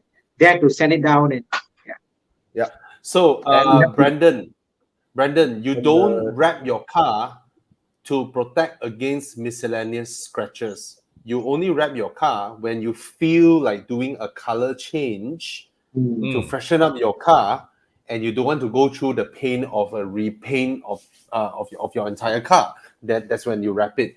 But like what Thomas said, before you apply the wrap, you still need to fix up the entire car to almost near perfection before you start wrapping it. Right. That is more of a lifestyle, and you It's can not protected. you give it in today. Within a couple of days, the car is out.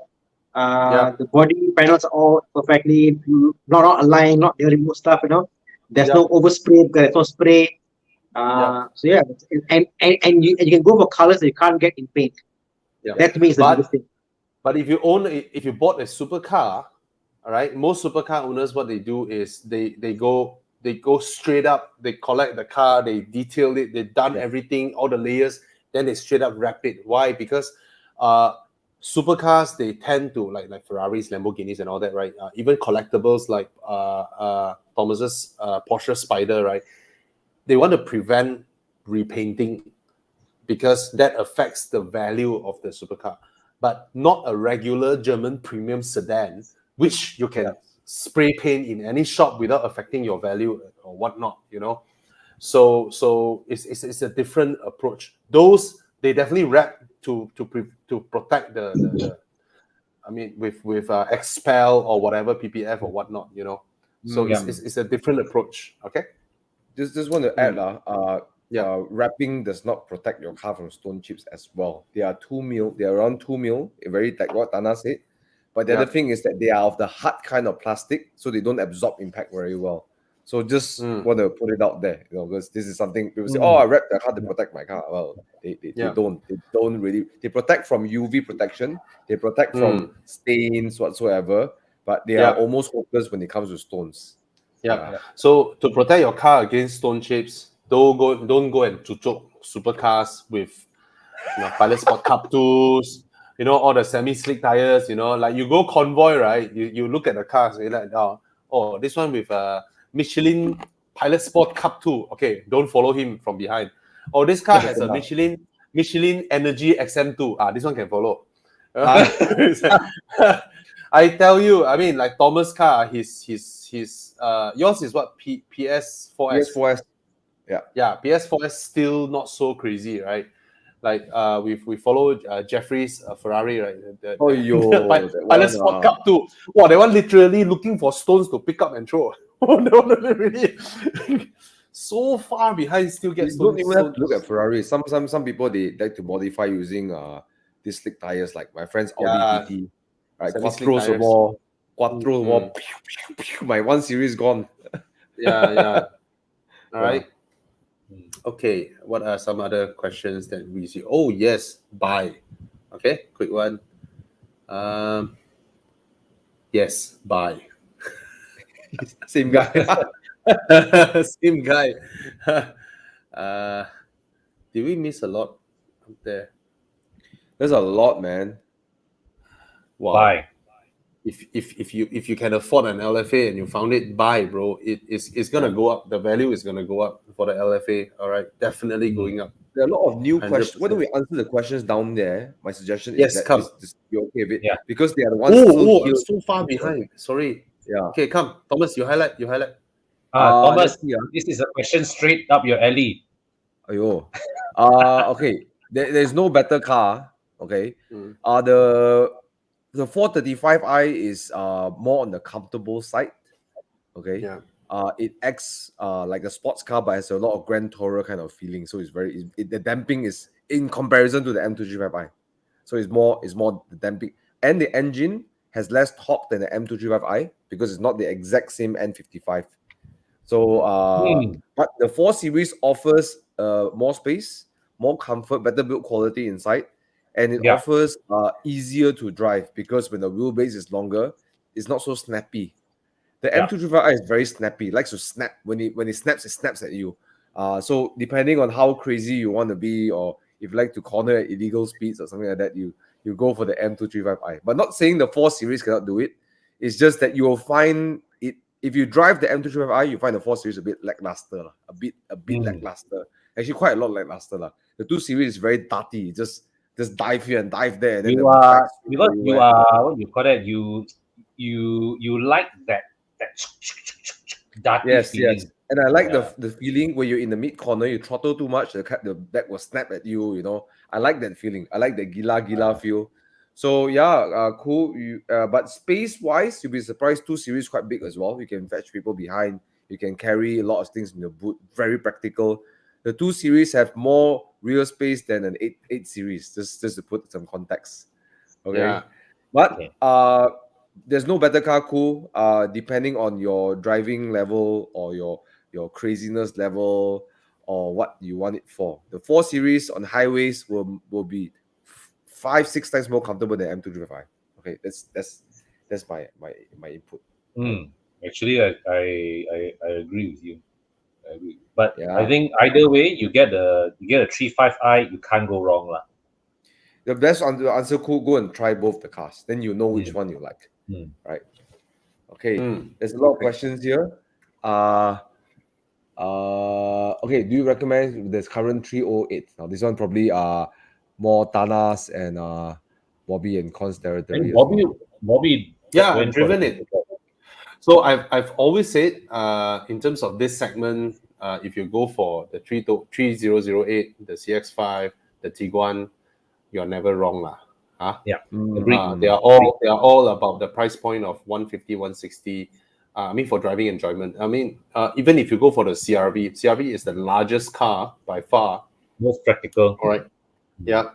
Practical, I would say. I mean, the Tiguan has 2 hidden seats at the back, right? Now the Tiguan seats, right? The Tiguan is a 5+2, 5 seats with 2 emergency seats, right? So the Tiguan would have the practicality things covered lah, right? So by all means, they did upgrade a lot of things, right? They changed the exterior, and the interior fit and finish improved. Oh, okay, yeah. The a lot of sharp points, they improve it. I don't know whether you remember or not, Con. I opened the center armrest and I mentioned about the molding line. Molding line is right in the middle within view, right? I remember that. Yeah. I think they changed. They saw my video, or they changed the molding line, so it's no longer so obvious there in the middle. Yeah. It. It's a bit better. I mean, larger infotainment screen and all that, but they removed the hidden compartment for the rear, below the rear floor mat, right? The rear floor mat, you open up, the hidden compartment is no longer there, but it is still available in the 5008. So there's a product differentiation there, and the 3008. Malaysians, we are more Asian. We are not familiar with the European what's that? 3 individual seat arrangement. So it's now a bench seat instead of a 3 individual seat arrangement. All right. So just some not a wrong choice. Okay. No, I wouldn't recommend this car. They are cheap lah, that's for sure. It's like you can get one for 50 something K can get really, but 50. 59. I've seen them go for 59. Why don't, if you're looking for cheap, basically this is the F10 that people don't really want. Because it's an NA engine and it's heavier, so it's hard to It's lock heavy. the car around. This one you really need to gun it one. You really need to gun it. Okay, I got I suggestion. just checked the pricing. If it's 50, I would say not bad. I mean, given that the F10 for what it is, right? But I just checked the prices, right? If you buy from the market, maybe you buy from individual seller, you may be able to get 50-ish, but market price is about 70. So 70, I wouldn't recommend. It's 70. It's 70. I mean, I think I look at many, 68, 69, 70, 65, 73, Yeah. Last year I saw a few going in, the high 50s. Yeah. Oh, Also got, yeah. Oh, there. The cheapest one I see is 55. Yes, Thomas. I must do a suggestion. Now, Yes. you can see your picture there is a Ford on there. So you like Ford, I can assume. I can offer you another experience that is also a 5 series level experience. CBU. More power. Okay, more power and have fantastic damping as well. Okay, handles great. And thoroughly clean. Thoroughly clean. Okay? Thoroughly clean. Taken care by drivers. Price. All right. It's a Ford Mondeo EcoBoost 2.0. All All right. Okay, price. 28,000. So how much? 28,000. 28,000 for a car that outsizes the F10 5 Series and outhandles an F10 5 Series. And will outrun an F523i. And we just rebuilt the gearbox, completely new one. We rebuilt the gearbox. Cost me 11K. Not throw in a half cut and Sao Kong one is rebuilt. Listen properly. No, we do a half cut. We overhaul the parts and then we install on the car. Yeah. But Thomas, if I may ask, like, why didn't you just rebuild the existing gearbox? Because that one is beyond saving. Okay. Thomas, I just the workshop say, don't ask me to rebuild this one. This one cannot use already. Please don't ask me to do it. Wait, yours is what gearbox? What gearbox is that? Is that a DCT? Power shift, the dual clutch. DCT. Does it fit the newer top converter? I'm not sure. If you can convert, the mounting may not be compatible.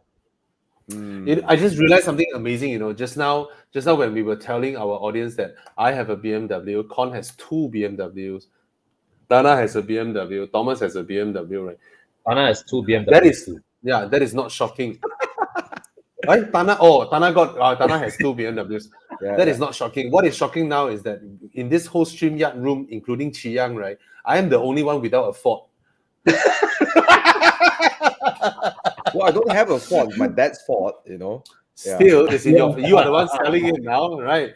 So it's like, hey, 28K. Damping is great, man. The way it handles the road. I found a way to drive the car. You have to select the gear for the car sometimes. Right? In the traffic, right, you select gear 1 and you control the gear in the traffic, then you're fine. Yeah. Yes, Tana. There's something about brand. Sorry? I think there's something about brand because I mean we talk about the car itself, and there's something about certain brands which what it makes you feel. Bro, I'm trying to sell my dad's car, bro. Why are you so bad, lah? You? No, I'm talking about Ford. You're talking about Ford. Okay, Tana. I would say, right, if Ford still makes cars like the Ford that Roger has. Yes. Yeah, I will be on the floor, lah, huh? But oh my God, that Ford Thunderbird it's amazing, What amazes me is that that's about BM now, okay? So BMW pre-2005 or maybe pre-2000, what we call, were notorious. Some issues were there, but that fans of BMW, they stay on. They're like, no, I'm a BMW fan. They'll fight on. And now they are so reliable. The new BMWs are amazingly reliable, But there was a dark period of BMW. Same thing with Ford also. Ford, no matter what happens, what issue also, Ford guys are like die-hard Ford guys. They always Ford. So it's like watching EPL, MU and Liverpool. No matter how bad the team does, no, I'm a die-hard supporter of these brands, and they are these guys, So it's what the brand does to you, the emotion it gives you. Amazing. Yeah. All right. So Thomas, just to add, what year is your Ford Mondeo? I think 2012, if I'm not mistaken. Yeah. Wow. Okay. So the value in the market is quite low, lah. But I tell you what, when you drive the car, when you drive the car, you will feel that it's not a 30,000 ringgit car. It doesn't feel like a 30,000. Oh, it does not. Yeah, definitely. Back when this car was new, right? I did a shootout comparison between this and the F30 328, right? I was driving the 328, and full throttle on MEX highway, I cannot pull away from the Mondeo. Of course. F30 328 full throttle cannot pull away from the Mondeo. Yep. Con. I was in my Subaru Legacy with 265 horsepower. I was on max highway, full throttle. The Honda Insight Hybrid is pulling away from me. Because 180 speed cut. Yeah, my speed cut 180. And then the Insight can go 181. And then, the Japanese cars, right? Okay, if you guys have never experienced it, right? It's not like it's digitally controlled at 180 and then it just wouldn't go up. No, is not that simple one. Is that you hit 180, right? The freaking engine power cut, and then you drag, and then you go down to 175, 76, and then you have to you wait for the engine management to go away, then you re-throttle back to 180, and then it comes in, and then you go back to 175, 176. Man, that sucks, man. Yeah, it sucks. It's not like very nicely controlled there, like a video game. No. It almost feels like traction control coming in, like cut your power, and then you're like nothing. Then when it goes away, you can accelerate again. So Bobby, the question here from Ethan Lim about the new LCI. Well, I saw the speculation what it has pretty amazing. Apparently they're using the full screen from the iX in the DJD. Wow. When it comes, I mean, not now, obviously, it's in the future. But when it comes out, different league, man.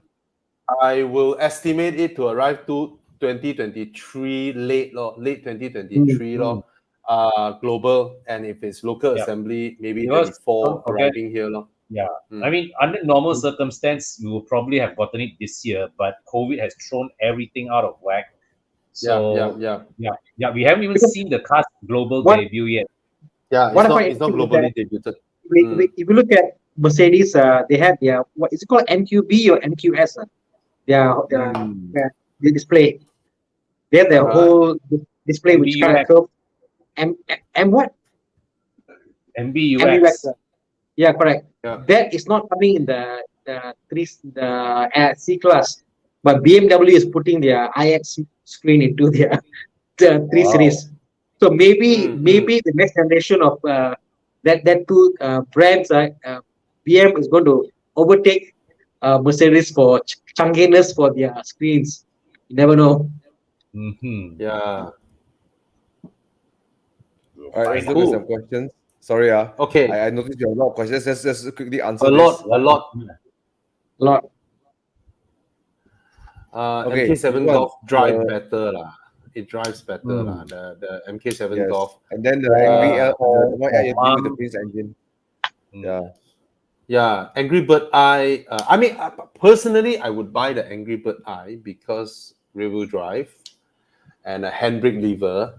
But it's for your mom, then go for the Golf lah. Right. All right. For this one, okay, which one do you guys recommend? I think I'm the only guy here who have driven the CLS 53. Never driven it. I do not like its handling. Weirdly, it on high speeds it handles worse than the E-Class E53. I'm not sure if that is my unit that has the issue. But during that drive, the other journalists also say the same thing. I drove the CLS 450 and came to pretty much the similar conclusion. Yeah, I think if you look right, the CLS punya overhangs are quite long. I think it may affect the car's balance. I don't know whether it's aerodynamics or what, but it just doesn't handle as stable on high speeds as the E-Class. I do not know why. I think from this pool, right, it's Panamera. difficult to argue against the Panamera. If you're talking about the first gen, then I have a problem with the looks. But based on the pricing of the M850i, then it should be the new Panamera. So the Panamera is the best. I think the best option there. And even if you're looking at got good demand out there, so if you want to let go of the car, it can go good with resale value too. Yeah. But I do not like the engine of the Panamera. I prefer the engine of the I don't like the 3-liter engine. In fact, in the new Macan lineup, right, they exclude this. Yes, they excluded this 3.0. I do not like this 3-liter one. Quite lazy, right? It's very lazy. It's a lazy down low is like engine. You want to go up like that. Yeah. Yes. So it doesn't feel like $1 million drivetrain. Whereas, of course, M850i is a proper near M performance car. Yeah. And the rarity of 8 Series would command people looking, taking pictures of the car when they see it, as opposed to a Panamera, which is a little bit ubiquitous here and there. But of course, Panamera S is amazing, right? The Oh, 2.9, yeah. 2.9 Yeah. engine is amazing. All right. I think for me, I'll go Panamera S. If it's these three choice, I'll definitely go Yeah. for the Panamera S. Yeah. Yeah. Yeah. Okay. All right. All right.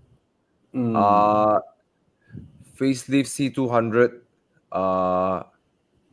It's no longer the time to buy a W205 lah. Seriously, Yeah, lor. W205. anytime now. Anytime now, yeah. Yeah, W205 is introduced in 2014. It's a very old car now.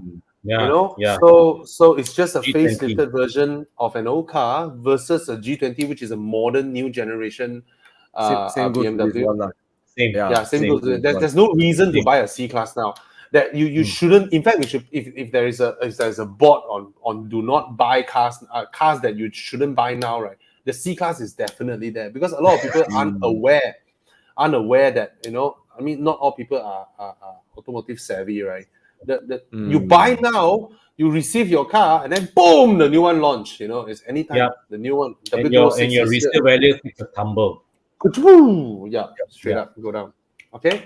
Anyways, this one, what do you guys think about this one? The previous gen Mazda hatchback. Still a good buy. Yes. You know yes, what? Yes. It's more comfortable than the new gen. It's not torsion beam at the back, Yeah. right? So it's still more comfortable. Yeah. My friend has one, right?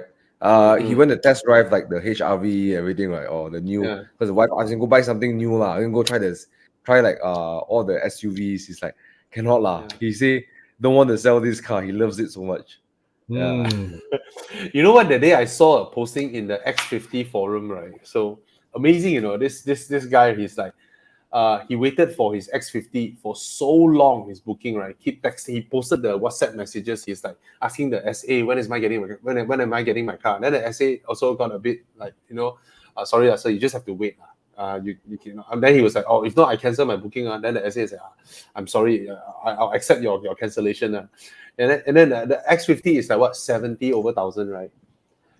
Then he canceled the booking of the X50. He straight up paid. He topped up 90 over 1,000 more and get a Mazda 3, 160K. From 70 plus budget, straight went up to 160. Steven, right? His name is Steven, right? No, it's a Malay guy. I forgot his name. Because this is exactly what happened to my friend too. He lives in Old Klang Road.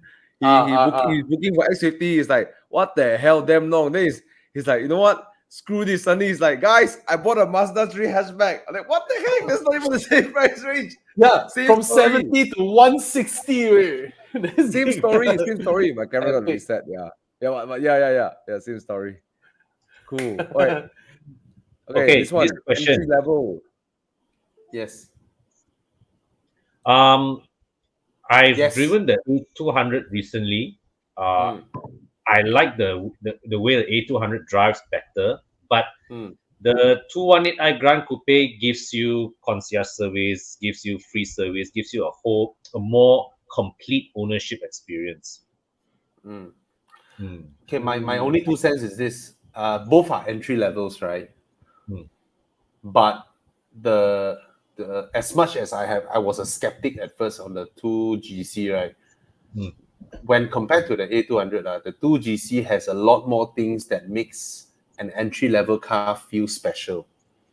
You know, frameless doors. You know, the whole profile. You know, the unique color choices. I tell you, you see an A200 sedan in silver color. Wow, that's like straight up Proton Saga, bro. Straight up Proton Saga, bro. Tana got to test drive both of this, right? I think the 2 Series, it speaks to a younger crowd. It's easier to drive. It is the interior is quite nice, beautiful. Exterior looks good. The ambient lighting speaks to a younger crowd. So I think it makes you special because it's unlike any other BMW. You know. Okay. So interior, I can't argue with the A class. Interior, I can't argue with the A class. Okay lah. If you buy the A200, if you go for the A200, right, you get manual passenger seats. Oh. Manuel. I went because I was at the launch. I saw for the first time, right, a Mercedes door that was blank. manual seats. Wow. Remember when BMW came up with the 316i F30 316i, and Mercedes want to counter that. Mercedes launched a W205 with manual seats and halogen bulb. Remember that? Oh no, 204. No, that is a 204. 204. Halogen reflector headlamp, some more the C180. The 205 C180 was a more decent car. It was a more a respectable car. I thought it's a manual seat. No, that one power seat. Power seats are. Manual seat is the W204. Probably halogen lights are. So how did the market react to that? Well, I call it the UNICEF spec. Most of them went for the seat. UNICEF 204. Gary also. Sorry. Wait, resting. Premium car, you cannot put manual seats, provided it's a sports version. This one, just the engine, Prince engine. So, like to eat oil and be careful with the turbo sensors. Yeah, that's it. Yep. All right. Oh, Chi Yang pulling an Internet Explorer moment. Oh, wow. Finish the conversation. Suddenly, the W204 turns up. Okay, just a joke, Chi Yang. Okay. Everyone, the GD3 video is coming out soon. I'm launching the Taycan video tomorrow, and then GD3. I've been traveling a lot, so I haven't got time to edit. So I'm back on the editing. So soon. Thomas, we sold your car. Ting Tiang One. Okay, you send you send a message to Horizon page. Yeah, please come to Horizon. Actually, guys, when you watch the live, right, please come to Horizon's Facebook so that you can PM us, you can leave your comment, we can click your name and PM you back and things like that. Or it's easier to chat with us. Yeah. The car is currently at Evo Club Car Wash in Sungai Besi. You can go and view it right there. Oh, come and take a look. You're more than welcome to come and take a look. So yeah. Con, can find Evo Club Car Wash on Google Maps? Yes, you can. Chiang that day was very kind to help me put it on Google Maps. You didn't ask Chiang who asked him to put one, bro. I know you asked. I know it must be you already. Okay. I found this. Okay. 640 GC or Arteon R line replace Passat V8 1.8. Even from your Passat to 640 GC, right? Is let's say handling from 1 to 10, right? From your Passat to 640 IGC, right? Your handling is downgraded by 5. Okay. I can assure you that from a 6 Series owner, okay, the Passat out-handles the 6 Series in terms of suspension, in terms of the ability to throw it into corners, and then next corner, left, right, speed bump, left, right, undulation and all that cannot be compared. It's an old generation German suspension. But of course, the 6 Series, the whole dashboard is covered in leather, blah, blah, and all that, but it's already old tech. So if you want a car that physically looks special, some people like cars like the 2-door W126, they like cars that like a Ford Thunderbird, this kind of car that has in times to come, it has a historical collectible status, right? If you want to own a car for a very long time, then the 6 Series GC may make sense. If not, right, in every comparable metric, it cannot match up to even the Passat, let alone the Arteon. All right? And you shouldn't spend Arteon money on a 640i GC now. A 640i GC should be half the money of an Arteon. Got so cheap, 160, 170k. 160 to 180, yes, around there. Yes, it's around there. 100k off. Right. Yeah, it's not 300k. Hey, how much is the Arteon? 240. Or 240, okay. It should be 60, 70k less. Sorry, I thought the Arteon is still 300k. It looks like a 300k car to me. It feels like a 300k car to me. Nick Aizu asked about the same question. He's driving a 219 Mini F56. He made a booking for a new mini EV. Did he make a good decision to swap? Even though Depends it's how the you use same the EV, platform, even though it's the same platform, EV gives a totally okay. Usually, I wouldn't recommend people like you have a mini F56 and then you buy another mini F56. I wouldn't recommend because you're not upgrading your driving feel and all that. But the mini EV has a totally different speedo. Yeah. You know, it's a digital speedo and it's an EV. EV gives a totally different driving feel. And you guys know or not how much is the mini EV now? It's 170,000. Wow. It's Yeah. tax free now. It's tax free now. It's 170K. So I say it's okay. I mean, you want to make a move to an EV, by all means, it's special. It is special. Yeah. At 170K, by all means. And somehow, right, I think a mini EV, right, actually it quite captures the spirit of the original in the modern way. Oh, it is dirty. You know, it is. Yeah, It is. you know. I don't know how it drives, but I can imagine it's dirtier than the I ICE. drove, because engine- I drove the EV for a road show, like, the pedal is like one of those Teslas. You press, it accelerates, you let go, it brakes. It's one pedal. The other pedal, the brake, So that was the thing I'm getting used to. But I agree, like, in lots of power, you can really floor it and do its magic. Like, it's pretty. Dana, ask you a question, Dana. How does does the handling, is it nippier? Is it more like nippy? Because the classic mini, as you drove, like classic mini is like very nippy, right? It is nippy because why the weight is very bottom heavy, so it's very flat out. It's nippy also because that the weight accelerates the pedal. The feel different because normally like you press like through EVs, or you press, you accelerate, you press, you let go, you just the go kart, it just brakes, So the whole driving of like very nippiness, like brake, stop, go, cut, left, right, like the whole thing is there. You see, it's very pretty interesting, like EV, like. Would you say that kind of feeling is you drove my classic mini, right? So would you think that it resembles a bit of that classic mini feel? No, it doesn't. It doesn't. I mean, it's not because that classic EV, that classic mini is more of an NA. You got to keep the power, the rev. Here's nothing. Here's like immediate power is there.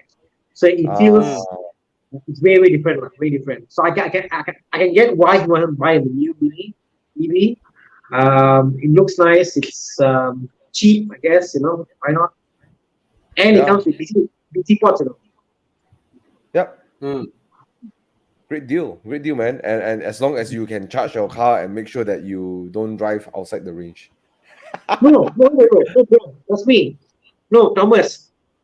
The thing is this: if you buy a new EV with DC points, with DC charging points, you're talking about going on the highway, stop at BP for 20 minutes.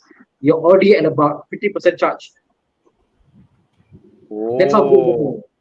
20 minutes, Thomas, you go and do your business or buy coffee, come back, it's like done already, right? Wow. So now Shell and other companies are actually putting in charging points across the highway. So it's going to come to a point. You're right about Tana. I started noticing, I was pumping at Caltex. I saw on the way from Penang, I saw like little like machines from here and there. Yeah.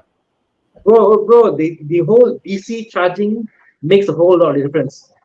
The quick charging. And this is not even Tesla level charging, it's just purely DC only.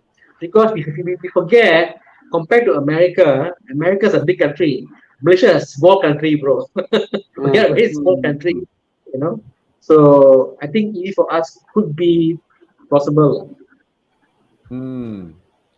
Well, like what we had when we had Eric Winters came on our show, he said a lot of EV sales will depend on what the infrastructure will look like in Malaysia. Yeah. But like I said, EVs in Malaysia, if you reach a mileage of 500-600 km, right, in your EV, right, then the infra no longer matters because That's how big our country is. Because every couple of days, commerce are done. That's the size of our country. Nobody will finish 500 km in one day. Maybe 5%.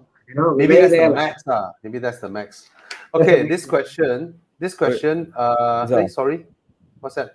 This one. Usually, I would say, buy the car that your wife likes, but A sedan versus 3 Series. Anytime, please go for the 3 Series, lah. Yeah. Go for the 3 Series. And the more you compare the pricing of A sedan versus 3 Series now, right, you will see that BMW is undercharging their cars compared to what Mercedes is charging. Mercedes, some of the A250 goes up to 250. Yeah, thereabouts. Yeah. Oh, they're charging higher than for a G20. Yeah, it's a different segment altogether. So get the 3 Series now. Get the 3 Series. All right. Okay. Which one was it that you guys are highlighting just now? There's another one that was highlighted on.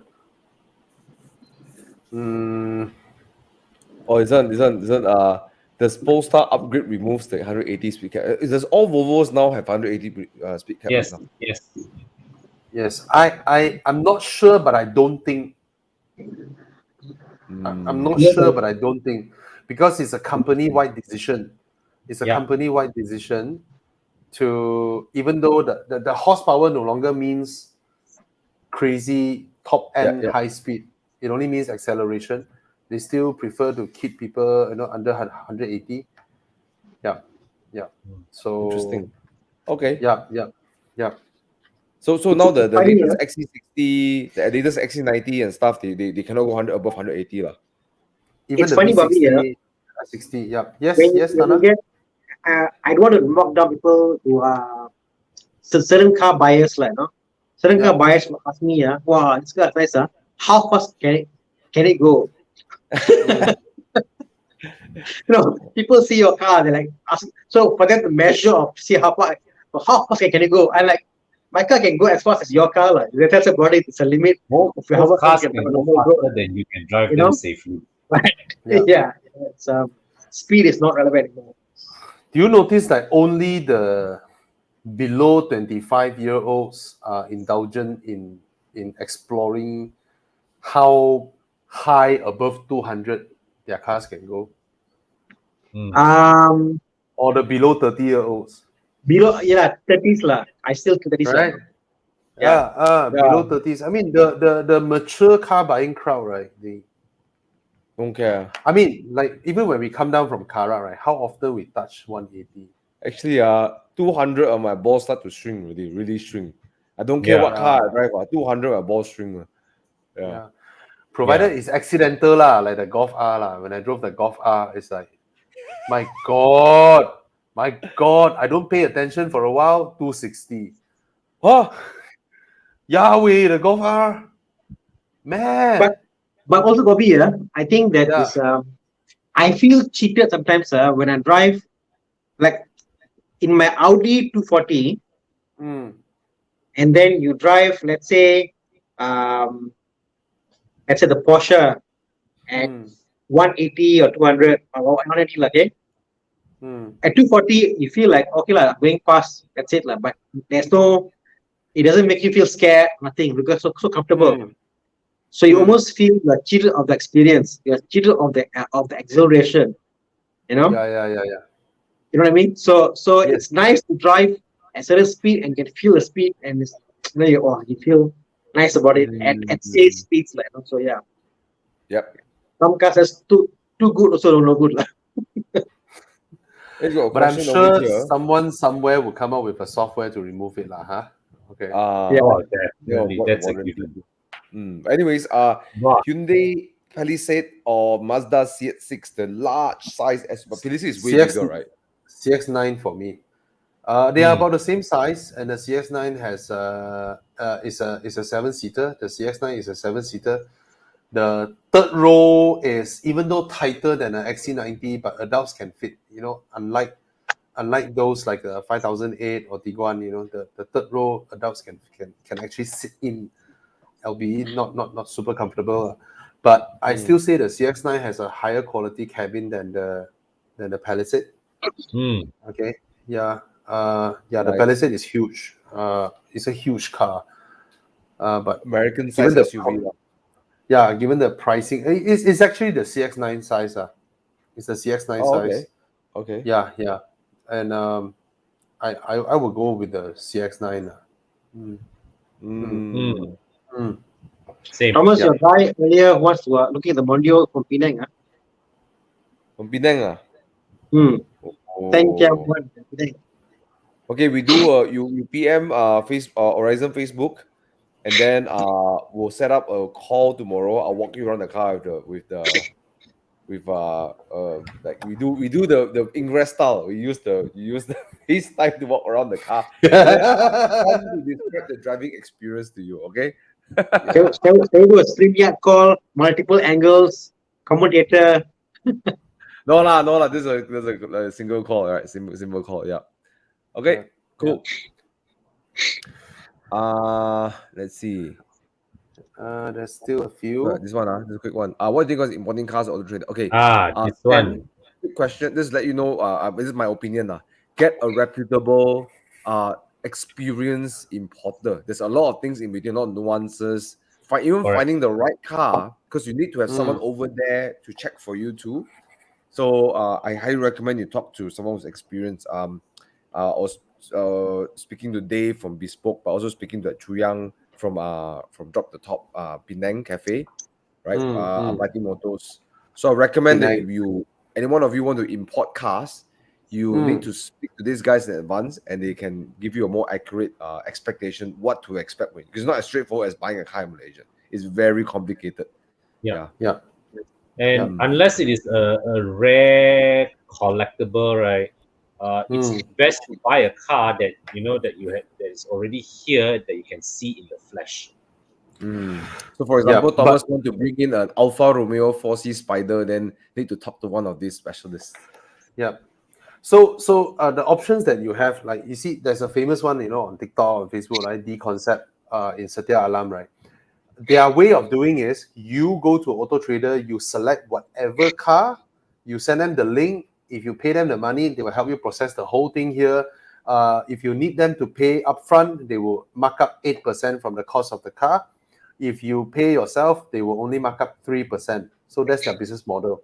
So they will take in whatever. You want a car that has went through a minor crash, you still want to take it, they will take it in for you. So that's their way of doing it. They don't hold any responsibility. Okay, I don't mean they are irresponsible. I don't mean they are irresponsible. What I mean is that you select whichever car, they help you do it. That's it. They're like a forwarder. Yeah. Then there's like Chu Yang, Penang, Abadi Motors Penang. What they do is that they only recommend to source cars from official pre-owned in UK. So be it their Porsches or their Mercedes or whatnot, right? They buy from official pre-owned in UK. That's the first thing. Second thing is they will advise you against the car that you choose yourself. You think it's nice on Auto Trader, you see the color that you like and all that, right? But their people is very experienced in terms of specifications in UK. So they will actually advise you that, this model in UK, right, doesn't have this. I found you another one that has this. And in terms of mileage, what's the pricing? They will actually do a competitive market analysis for you to advise you which one to bring in. So that's a more, I think, a better method in a way. Yeah. And in the word you ask, Stan's asking, is it safe? Then the second option has you have that safety net lah. Someone is holding your hands through the whole process and giving you advice around there lah. So it depends on who you talk to. So if you want safety, then that would be better choice lah. The first one is more you choose you call team yourself lah, right? Yeah. But of course, there's a premium to it also lah, right? Okay. This one I would say go ahead and buy it. Yeah, go ahead, because it's the facelift. If it is a pre-facelift, then I wouldn't recommend for it. For the Mazdas, right? They cannot be judged by their spec sheet. It's what is great about Mazdas is the refinement, how they put everything together. That's something you have to give Mazda the time to actually appreciate. Don't judge it from the spec sheet. 88 feels so easy to drive, right? All right. Oh, this one, Con. What would be your recommendation? Diesel or petrol? I would go diesel. Diesel. Considering it's a big, it's a a mid-size to big SUV, definitely diesel. To me, Mazda diesel I will buy. No smell, no ridiculous rattle, no diesel engine sound. It feels like a petrol. It feels like a talking petrol engine. Yeah, it feels like a petrol. Right? Just that you need to find Euro 5. All Euro 5 now, right? Is it? All diesels Euro 5? Well, the number of stations are growing. Let's put it that way. Okay. It's not impossible to find one anymore. It's easy to find. Mark Francis, serious question. Velar. Velar, I like the design, but sometimes some angles look at it, it's like, Yeah, Velar is beautiful, lovely, until I drive it there's no like what just now what you said about Mazda's refinement. I actually wanted to add is the drivetrain refinement. You can tell they spend so much time fine-tuning every spot of how the drivetrain reacts, and the transmission mapping and the engine mapping and all that, right? I find the modern Land Rovers, in terms of mapping, they're pretty poor at that. They didn't spend enough time on doing their homework, in terms of matching the gear and the engine properly. Yeah. So I didn't answer him. Okay my opinion, if you want, there's only two cars I'm seeing here. You want the sporty one, you go for Macan. You want the comfortable cruiser, XC60 But that's the electric. You go iX3 electric go iX3 I know Mark, and I know what he wants. He wants a Macan. He wants someone to tell him to buy a Macan. So then you just buy a Macan. That's it. Done. Thank you, Tana. Very good. He just wants to buy a Macan. That's about it. All right, there's one question over here. We're going to skip up in front over here. Then we come back to a few more questions. So he's saying his first new car. I'd like to answer this question because it's new car. First car, okay? All right. F30 330i or Golf Mark 7.5 GTI or Mazda 3 liftback, the latest one. Wow. First car. All are good options.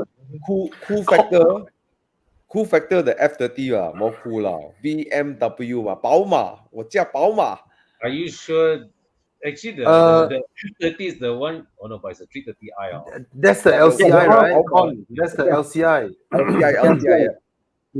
Yeah, if you found the LCI, go for it, Yeah, especially LCI 330, 330i. And it's already after warranty. You can immediately look for Tana and then 300 There's probably about 2 or 3 for sale. That's about it. Very few for sale, Yeah. So the owners who want to sell it. LCI 320i or 330i, right? These cars will hold their value a bit better because they are. This is the B48 engine, right? Yes. Yeah, the new engine. So go for the F30. I would say, but of course it's after warranty, fun, right? The F30 probably has the rear wheel drive, and that gives you that little bit more. I mean, I'm sure. And the most important thing, Thomas, in the LCI, right? The suspension actually match up to the type of suspension like the Golf has, the Golf MK7 has. Like super nice magic carpet suspension. Really nice. If it is the 328i, right, the pre-facing, right, wow, that one actually, boom, boom, boom, boom. Yeah. So okay, I'm gonna give one more angle to this one. You buy the BMW. If you're probably it's cool, You buy Golf, my dad always say, Golf GTIs, you look at Pai Ka Zai, you know. Yeah. Your dad seems to have a lot of comments on Pai Ka Zai here. A lot of cars also he attached to Pai Ka Zai one. Guys, you both forgot Tana doesn't speak Cantonese, right? Pai Ka Zai, how do you explain Pai Ka Zai? Pai Ka Zai means useless son lah. Spoiled rich kid. Spoiled rich kid. Yeah, spoiled rich kid. And then Mazda 3 liftback is the I'm special, like do what I want, you know. I buy Mazda because to me this whatever said and done, you get into a BMW, the F30, even the F30, there is the German environment. It's more there than even the Golf. The Golf, end of the day, you can still feel it's a VW, you know. So yeah. Yeah, they still a BMW lah, Tana. Yeah. But I think, Jordan, you want to bury the hatchet? I asked this question to Nas. Okay, if let's assume this is theoretical question. Assume today the F30 was never invented. Assume for a while, F30 was never invented, and then today they launched two cars from BMW, the F30 and the G30. Same time they launched. Okay, and you drive both car, and both cars got the same model feature, whatever. Which car would you think looks better? Which car would you prefer? And after all these years, you think like, you have to think about it, assuming they're all the same tech and whatever, you know. So that's how far I think the F30 was in terms of making modern, you know. So it's a modern car back then, and even today, like, you know what, there's something about it, you know. So. Yep. But I want to add one more thing for Jordan before I forget. I really want to add something to him. Since the first time buying a car, this is technique that my sales guy who sell me the Spider, he did very well. It's called bury the hatchet.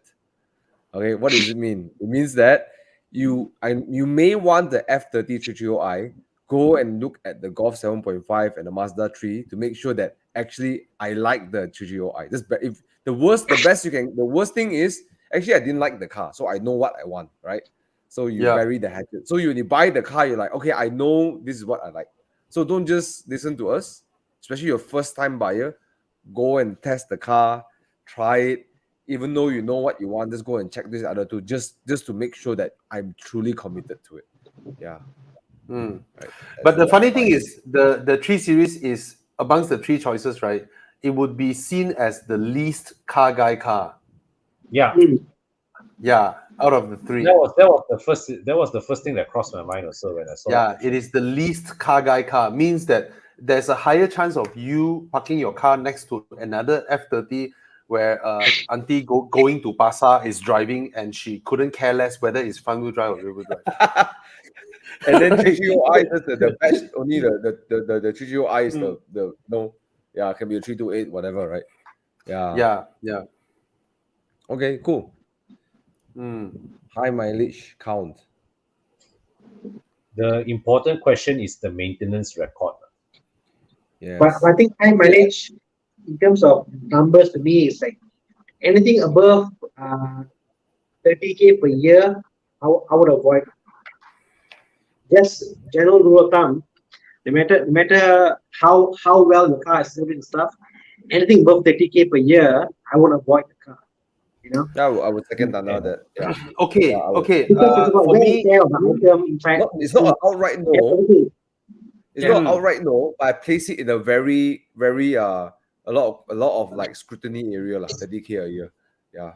Okay. Rather check everything properly if you really want to buy the car. Yeah. I would say this a car that is about 90,000 km might cost you more to maintain in the foreseeable next 2 years versus a car that is in its 130,000, 140,000 mileage, because a lot of things were designed to last only 100,000. So like I moved in my house about 6 years ago, and recently my TV spoiled, my Electrolux hood spoiled, one of my aircon, and then my washing machine and my heater all goes out within the period of a few months, because these things only last that long, all right? And they all go at the same time. So your steering rack, your water pump, your alternator, your all these things were designed to last 100,000 km. So if your car is about 90-ish, you can expect them to come soon. The replacement is going to come soon. It's going to cost you a lot over the next 2-3 years. A car that is about 120, 130k mileage, right? The owner might have already got this done. All right. Yeah. So you look at it, you look at it that way. But of course, you need to check the service records. It could also be the other way, Bobby. You buy a 130,000 car, the guy haven't done anything yet. The guy just say, pass it on to you to do. So that would be the case of a Toyota or a Honda or a Lexus, That's where a lot of them. But that's why I think to me, if you're new buying a car, if you're me, if you're new buying a car, it'll be safer. Cars that just finished warranty, just like really, you buy a car like this year, last year, buy on warranty, buy that, everything is claimed, you're very safe. Cars that meet the 20-30k per year mileage, very safe. Cars that are 2015, 16 onwards, very safe. Because newer engines are very reliable. The older ones, they were trial error and all this stuff. You see, the thing is that, right, it's also mileage is actually not a very reliable way to measure wear and tear. Because if that car has been used for a school run, it's been sitting at the school while the mother or the father is waiting for the kids to come out, right? Every day the car is sitting there idling for 15 minutes, half an hour, or a chauffeur-driven car, the But the Lexus has some point con. See, like newer engines, very rarely you have engine failures. What you're more often see new cars are tie rod, suspension, things to do with the seats, the electronics. You know what I mean? So for newer cars, the engines are quite robust. They service, no matter what's done, get service. When they say service at 10,000 km, doesn't mean it's 100 km. No, because the lubricant can last 20,000 km. But in Malaysia, for example, I'll give you an example. BMW abroad, the service interval is, I think, way higher. 25,000, I think, if I remember correctly. Exactly. Malaysia is lower. Correct? Why is that? It's just the way it is, because they know how we drive, the condition, the weather and stuff. So Malaysia service signals are actually way more prudent compared to overseas. So to me, it's, the engines today are so much more reliable than before. So not even concerned. Just get your car checked. That's why we have Evo Club. We have 52 inspection centers across the nation. Right? So get your car checked. And if your car is less than 8 years old, you can actually buy an extended warranty from Evo Club. All right, you buy an extended warranty, and you can renew it year by year. If your car passed the inspection, you can purchase the warranty. So it's a way to safeguard you. That's why we go to the extent of preparing all this to help you all. When you guys want to buy cars, all right. So you can actually go to here. Yes, Thomas. So I want to say something about Evo Club warranty. This weekend I went Penang. I drove my car, and early in the morning, out of nowhere, my bosser told me, "Your oil level is above maximum." And then right. So I drove, and then of course the guys who drove me, they were all very scared because they're like, "Oh my god, what happened to your car?" I said, in my mind, it's like, "Don't worry, I got warranty." In my mind, it's like, "I got warranty, never mind one." Just maybe delay my trip back from Penang, but I resetted the oil filter level, and everything okay lah. Yeah, I see. But long story short, the warranty gives you that peace of mind. It's like, never mind lah. Warranty can claim parts one. You just enjoy your journey. You don't have to sweat it out. Of course I was a bit concerned, but you know what? I said, can lah, no problem one lah. Worst case scenario, I just stay one extra night in Penang. you know, and then take it to the workshop, the one of the trusted workshops. Yeah. All right. So I also bought my extended warranty on my RS6 when I got the car, and just like 2 months after I got my warranty, my O2 sensor gone, and You claim lah. yeah, they replaced it, and they couldn't find a used one, because I mean they got me a new one, and then just replace it. So Nice. that was all right, you know. Yeah, so that is extended warranty. So this extended warranty is for cars that your official warranty died and you have no way to purchase an extension. I know that now, I don't know, Volvo or BMW or Mercedes, now they have extension. I mean, if there's extension, if the price is reasonable, then go ahead. But if the price is crazy, then you may actually come to us and look at it. Ours, actually, your car can go up to 8 years. All right. So yeah, 52 inspection centers, and upon getting your warranty, there are 82 service centers to cover you. That means wherever you are, you know, Kelantan or Pahang or whatever, right? You can look through the list, and you can go to one of the 82. Yeah. All right. Okay. There's I think a few more last questions. There's one, let's change the pace a bit, then we go and do 2 more questions, then that's it. So this guy is asking about D-Max, Hilux, and then the other guy here, Lance, asking about best pickup trucks. Why don't we this is not really my territory, so maybe we can have Tana's territory. Tana territory. For me, this 2021, the answer is D-Max. 22, we don't know what else is coming this year. But so far, D-Max is the one that impressed me the most. The more well-balanced of the lot. I agree with Tana. For me, to drive, I prefer the Triton. I love the way the Triton drives, but the D-Max is the best all-rounder because it's like how, you know, the Triton, you go on a highway, it's nice, it's more like a car. But then it comes to off-road, you don't feel it's solid enough. Then the power, the D-Max is there. So a truck isn't just one facet, has to fit all the facets. Yeah. For that, D-Max is just a very well-rounded, very good, powerful truck. Extra. Actually, I heard a lot of good things of. Actually, the funny thing is, all my dad's friends, they already talk about this too. Other than the usual Hilux, it's either the D-Max gang or the like if you want to flex, and show off your nice, beautiful truck, you buy a Ranger. That's what you do. But don't touch the Ranger. Like, don't buy the Ranger. So what I'm saying is, like, Paul and I were having this discussion. Like, the Ranger is like the boy who want to, like, very good looking, macho. That's a Ranger, you know. Fuck boy. The Triton is the guy who was very fast on the road, highway demon, you know. And then stubborn. Then the D-Max is like everything, check, everything can do. And then Hilux is the uncle, always reliable. Uncle. Hilux is like, what about Hilux one answer only. Okay, thanks for your input, guys. Let's go and answer a few more questions. This one. Right, but yeah, there's a cool. Let's just quickly touch, because it's 2.5 hours already. Let's touch a few more questions and get out of here. But thanks for the input. Quite very accurate. Okay, Recon GT86 or use 330i? GT86 law. Do you know how much is a Recon? Do you know how much is a Recon GT86?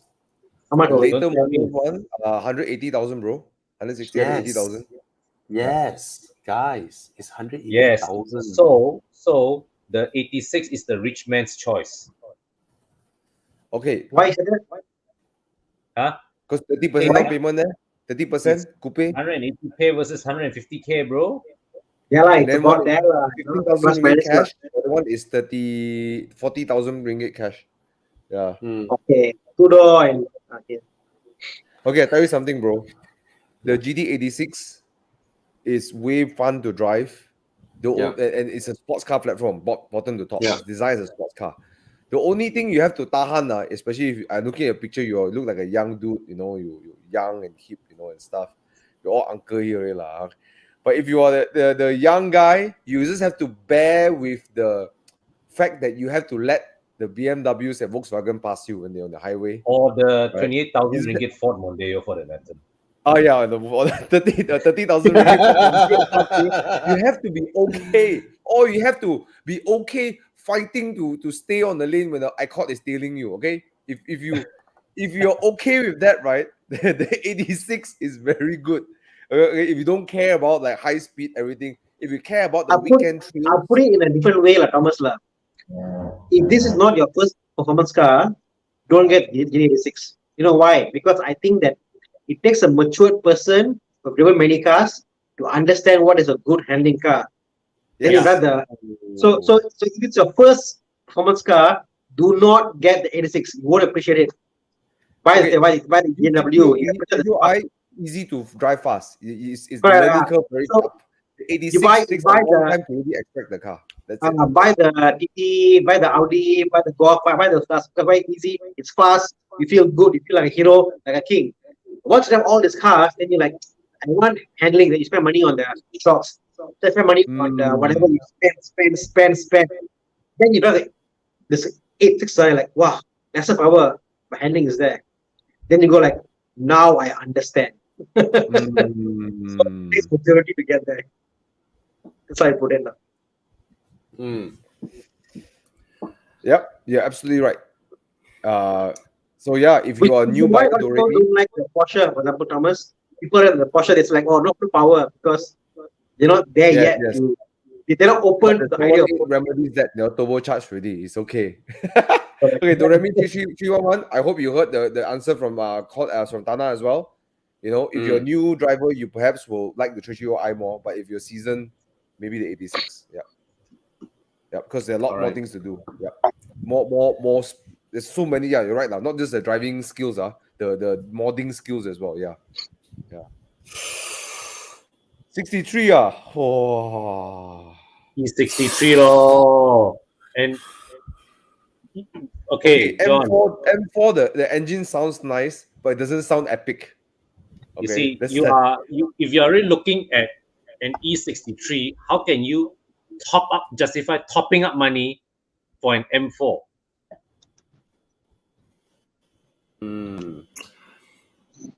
But different thing lah, huh? Right, one is a brute. You know, you enjoy the precision instrument lah. It's a more precision. Yeah. So the thing is, I mean, you already have an X5, a big car. This is another big car with a really big engine, and then the brrr.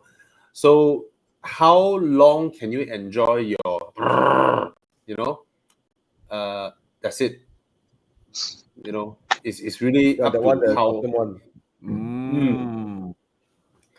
I mean, really. I mean, it's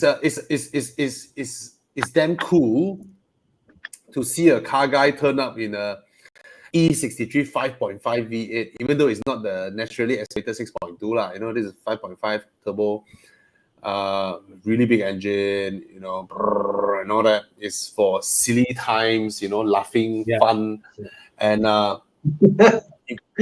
and that's about it. That's about it. It's not a 4.8 turbo Panamera in any way, right? A 4.8 turbo Panamera will give you the kind of driving enjoyment. And I don't know whether are you the types that will pull a long, smoky slide in your E-Class. You're not, right? So up. Yeah. You want to have fun, go for it. But the moment you buy this car, when you want to sell, you really have to wait.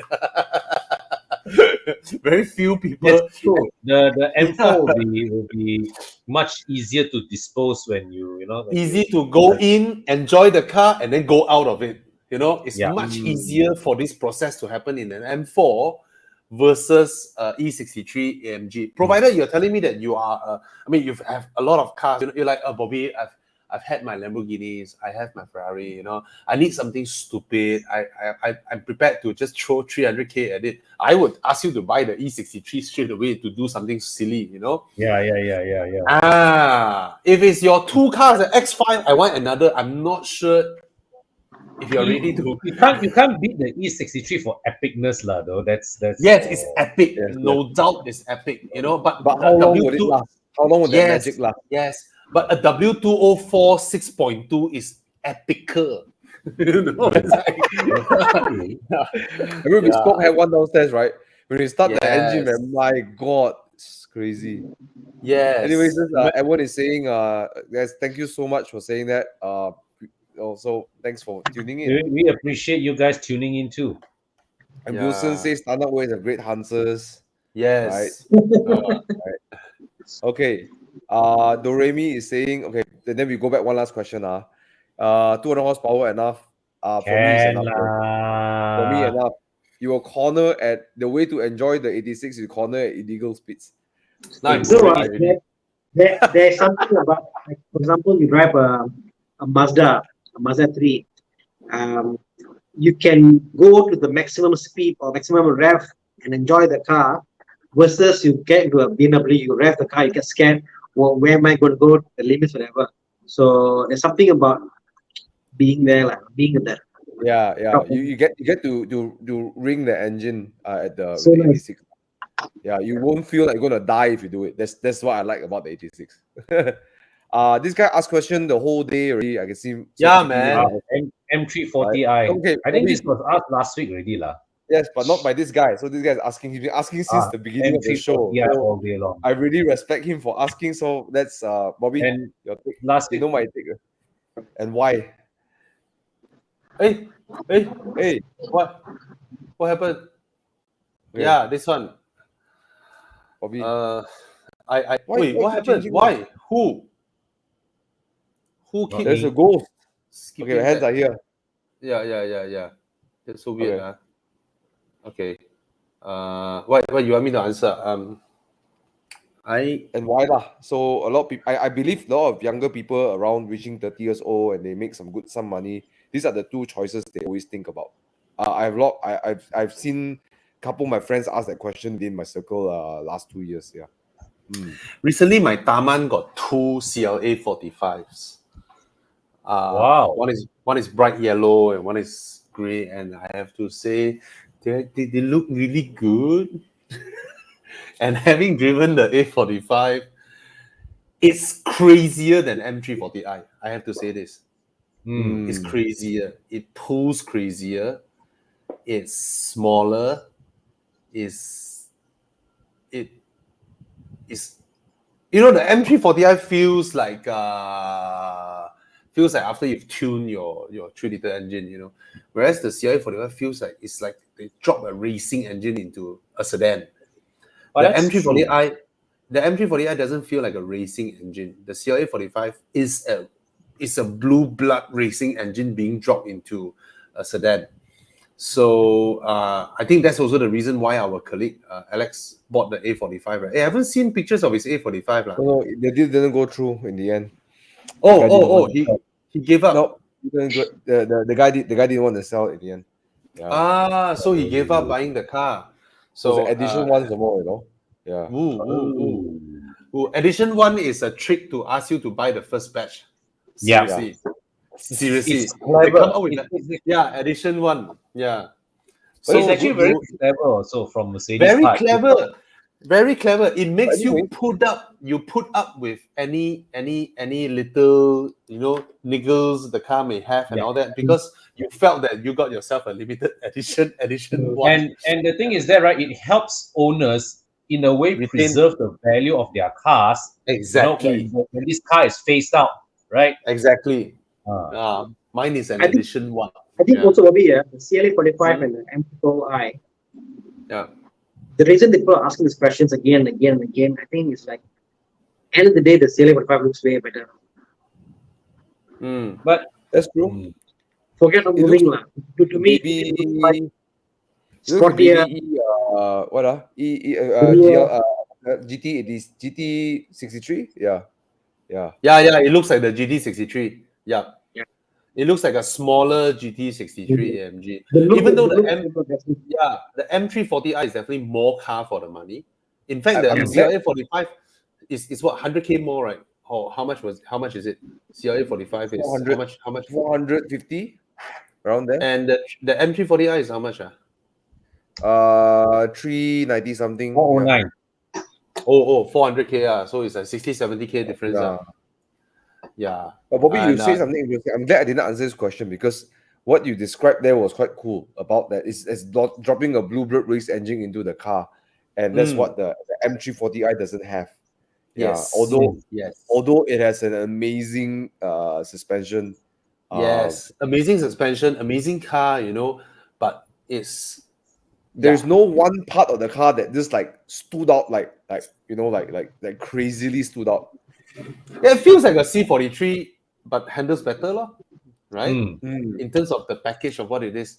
But the CLA45, I mean, the older generation CLA45, I wouldn't recommend that. The one is badly built, rides badly. But the new one apparently doesn't ride badly, and it looks really good. You know what I thought of, Bobby? Yes. What if the M34i came with the M3 bumper? Will it make a difference? Came with what? Sorry? The M3 bumper. The M3 front. It would not appeal to me, lah. Not you, M340i. M340i cannot go M car event. No, but okay lah. CLA45 also got no event for them lah. Okay. Yeah. Oh, look at it. Jason said his friend's A45S additional feels more aggressive. Wow, I can believe that. Oh, the 45 engines are very aggressive. I never said in the latest one, but the older one, my God, I drove it right. Where does the top end? The engine doesn't run out of breath. It's the only piece that really, then the suspension just like punch you in the face 2 times, then. Yeah. So the M340i is more comfortable, better built interior, larger car, more great suspension, everything. It's a great everyday car, but it's not a racing pedigree performance model like the CLA45. It depends on what you're looking for. Yeah.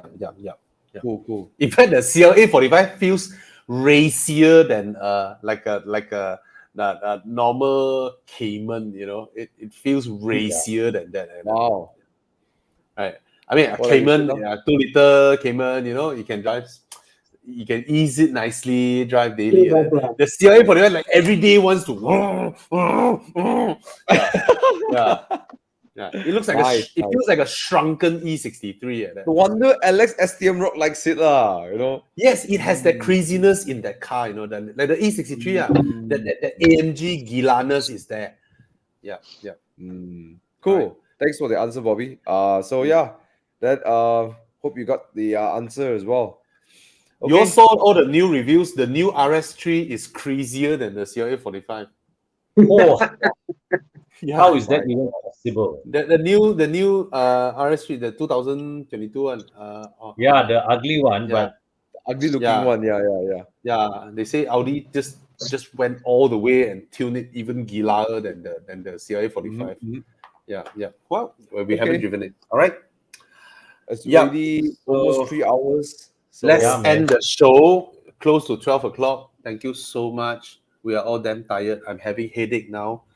Pulling my head. Very sleepy. Hey, what's going on? All right. So, should we say good night and then Con one, like Con. Thank you. Yeah, flashing that. Guys, you can book your appointment to wash your cars at our Sungai Besi outlet. Download from Google Play. The Apple App Store version is coming soon. Today only I just chased the programmer. They said that they are still pending approval from Apple side, but we are chasing them and hopefully we can get it underway. So with this app, it's very convenient, right? You just log on to the app, select you have to key in your car details first, then select your package, select your date, pay on the spot, and then we have it on our site, and then when your time slot has come, is there, we'll be there ready to welcome you to our shop. Derek, it's better to book. Okay, it's better to book. Anthony, also it's better to book. It's better to book. Okay. So guys, when you download the app, right, you will see that the price has a starting from. All right, this is what I noticed just now only. I haven't feedback to Con. Okay, I'm feedback to you now live. So if your car is like 5 Series, right, it's not the entry size, right? So if you see 80 ringgit, but then when you register yourself as a 5 Series, you book is 100 ringgit. If you have a smaller car like a Vios, you know, you book, then it's 80. So just for your information, just for your information, Con doesn't do the, you know, you bring your car in, they wash your exterior with soap, and then they clean it, they wipe it, then they wipe your interior, that's it. You know, he doesn't do that. He when he wash your car, be it the wheels, he will use a wheel product. The glass inside, they will spray the glass product to improve clarity. They will spray the plastic product on your interior plastics to protect it against UV.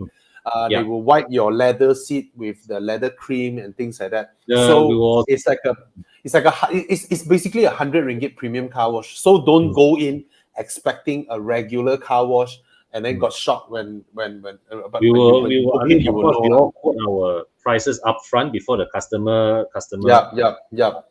you know to the thing. And also we also open up we also open the bonnet, we wipe your engine, we check if there are leaks. We also have SOPs to check, you know, what's the thickness of your brake pads. If your car got drum brakes, then sorry lah.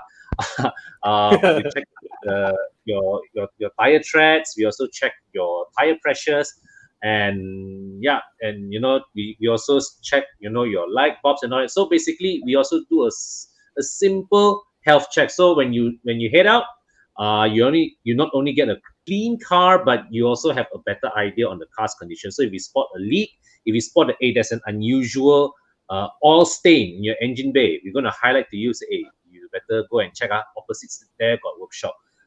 We check your battery health. And here's the best part, guys. We provide warranty against rain. So if let's say like you come and wash, you drive out, it rains, you come back in 24 hours, I will give you one more exterior wash. Nice. That's very American, huh? No more check anything anymore. Just the Pro Nano. Very good. Yes. That's very American, huh? Yeah. So that's actually, American idea, because since Evo Club provide extended warranty, so I extend one more warranty. Very good, because this is the worst thing that will bound to happen to anyone who wash their car. Just done, drive out, rain. You know. In fact, I'm still in, because right now our operations are still new. It's still a lot of R&D mode. I'm actually thinking of doing a rainy day package. You know, maybe something that is rainy season, right? Rainy season, okay lah, fine. Your exterior will be dirty, but you if I clean your interior, the rain outside doesn't touch out your interior. So I'm thinking of something to cater for that. I want to add this one thing to for the audience as well. Do you know that interiors even though it's 1 year old car or 1.5 year old car, I've cleaned a lot of interiors. It's disgusting. Okay, it's disgusting. This is something that I learned. I really learned over the car. You touch something else. You touch the steering wheel. You're full of bacteria. Then you touch your kids. You touch your wife, or you dig your nose and then you put it in your mouth. Whatever, right? I don't know what you do in your car, right? But the point I'm saying to say is that it's disgusting. I was saying that if you don't have the patience to clean your car like I do, get someone who do it thoroughly, because your car is a cesspool of bacteria. I clean my steering wheels once a month. I cannot tahan. I need to. You know, it's amazing, right? How even with a normal vacuum cleaner, right? The amount of nonsense that you pull out of people's car. It's amazing. It's all dead skin, bro. It's dead skin. Yeah. It's amazing. Okay, so if the normal car wash, they will just wipe with a cloth. It doesn't do the work, guys. It needs to be clean. So I seen how Con done the work on the Mondeo. My Mondeo is disgusting. It's filthy. It's all got workshop grease lah, got clay from my father's factory got sawdust lah, whatever lah. That I looked at. This car is well used. I recommend that you once a month or once every 3 months to get it to clean up the interior for hygiene purposes. Forget COVID. I'm talking about hygiene, like bacteria and all these things. Touch your kids, guys, and stuff. Okay, so just my 1 cent to really go for the enduro package to get the thorough cleaning. Yeah. What time you going there tomorrow, Thomas? Likely 10 o'clock. 10 o'clock. Tomorrow you busy or not, Con? 10 o'clock. Tomorrow actually I'm only going in the afternoon because morning I'm going for my booster shot. Okay, we go then after that you need to rest. But my team there, they are okay. They can operate the shop in my absence. Okay. Without your absence or with your absence? Huh? Without your absence or with your absence? In my absence. Yeah. Tana, naughty. Okay. So tomorrow morning got no appointment. Then I bring my 6 there lah. Bring lah. Right. That day. Let me know what time I'll come. The rear seats. What time? Hey, we all ajak now lah. Thomas, what time? You ajak lah. 10 o'clock. I will be. 10 o'clock. Okay lah. I will make a decision to polish the car there myself or put a sedan and just sell the car. Haven't decided yet. So if I will be there lah. I might just drop off my car lah, Con. Can. Because that day when they started doing R&D, I brought my 6 there, right? Yeah. Con's team is so obsessed with the exterior, everything. I told Con, hey, Con, they miss out the rear seats. They saw everything. They were practicing the SOP that Con was giving them, So all right. Cool. So yeah lah. Tomorrow I'll come over. But Tana, I may just drop the car though. Then my wife will pick. I'll rise with Thomas lah. Okay. All right, guys. Good night to everybody. Good night. Thank you so much for tuning in. Hope you all find this useful. Help us share it. And those watching on YouTube, you can actually watch it on Horizon Facebook as well. But of course, if you watch it from Thomas and Tana's channel, I mean, by all means, what I'm saying is those on my channel, Conrad. Because come on Facebook. Yes, because you can actually interact with us better. The other audience and members as well. All right. Good night, okay, everybody. And for those of you who haven't subscribed to Thomas, Tana, and Con, please do. All right. Good night. Good night. Bye.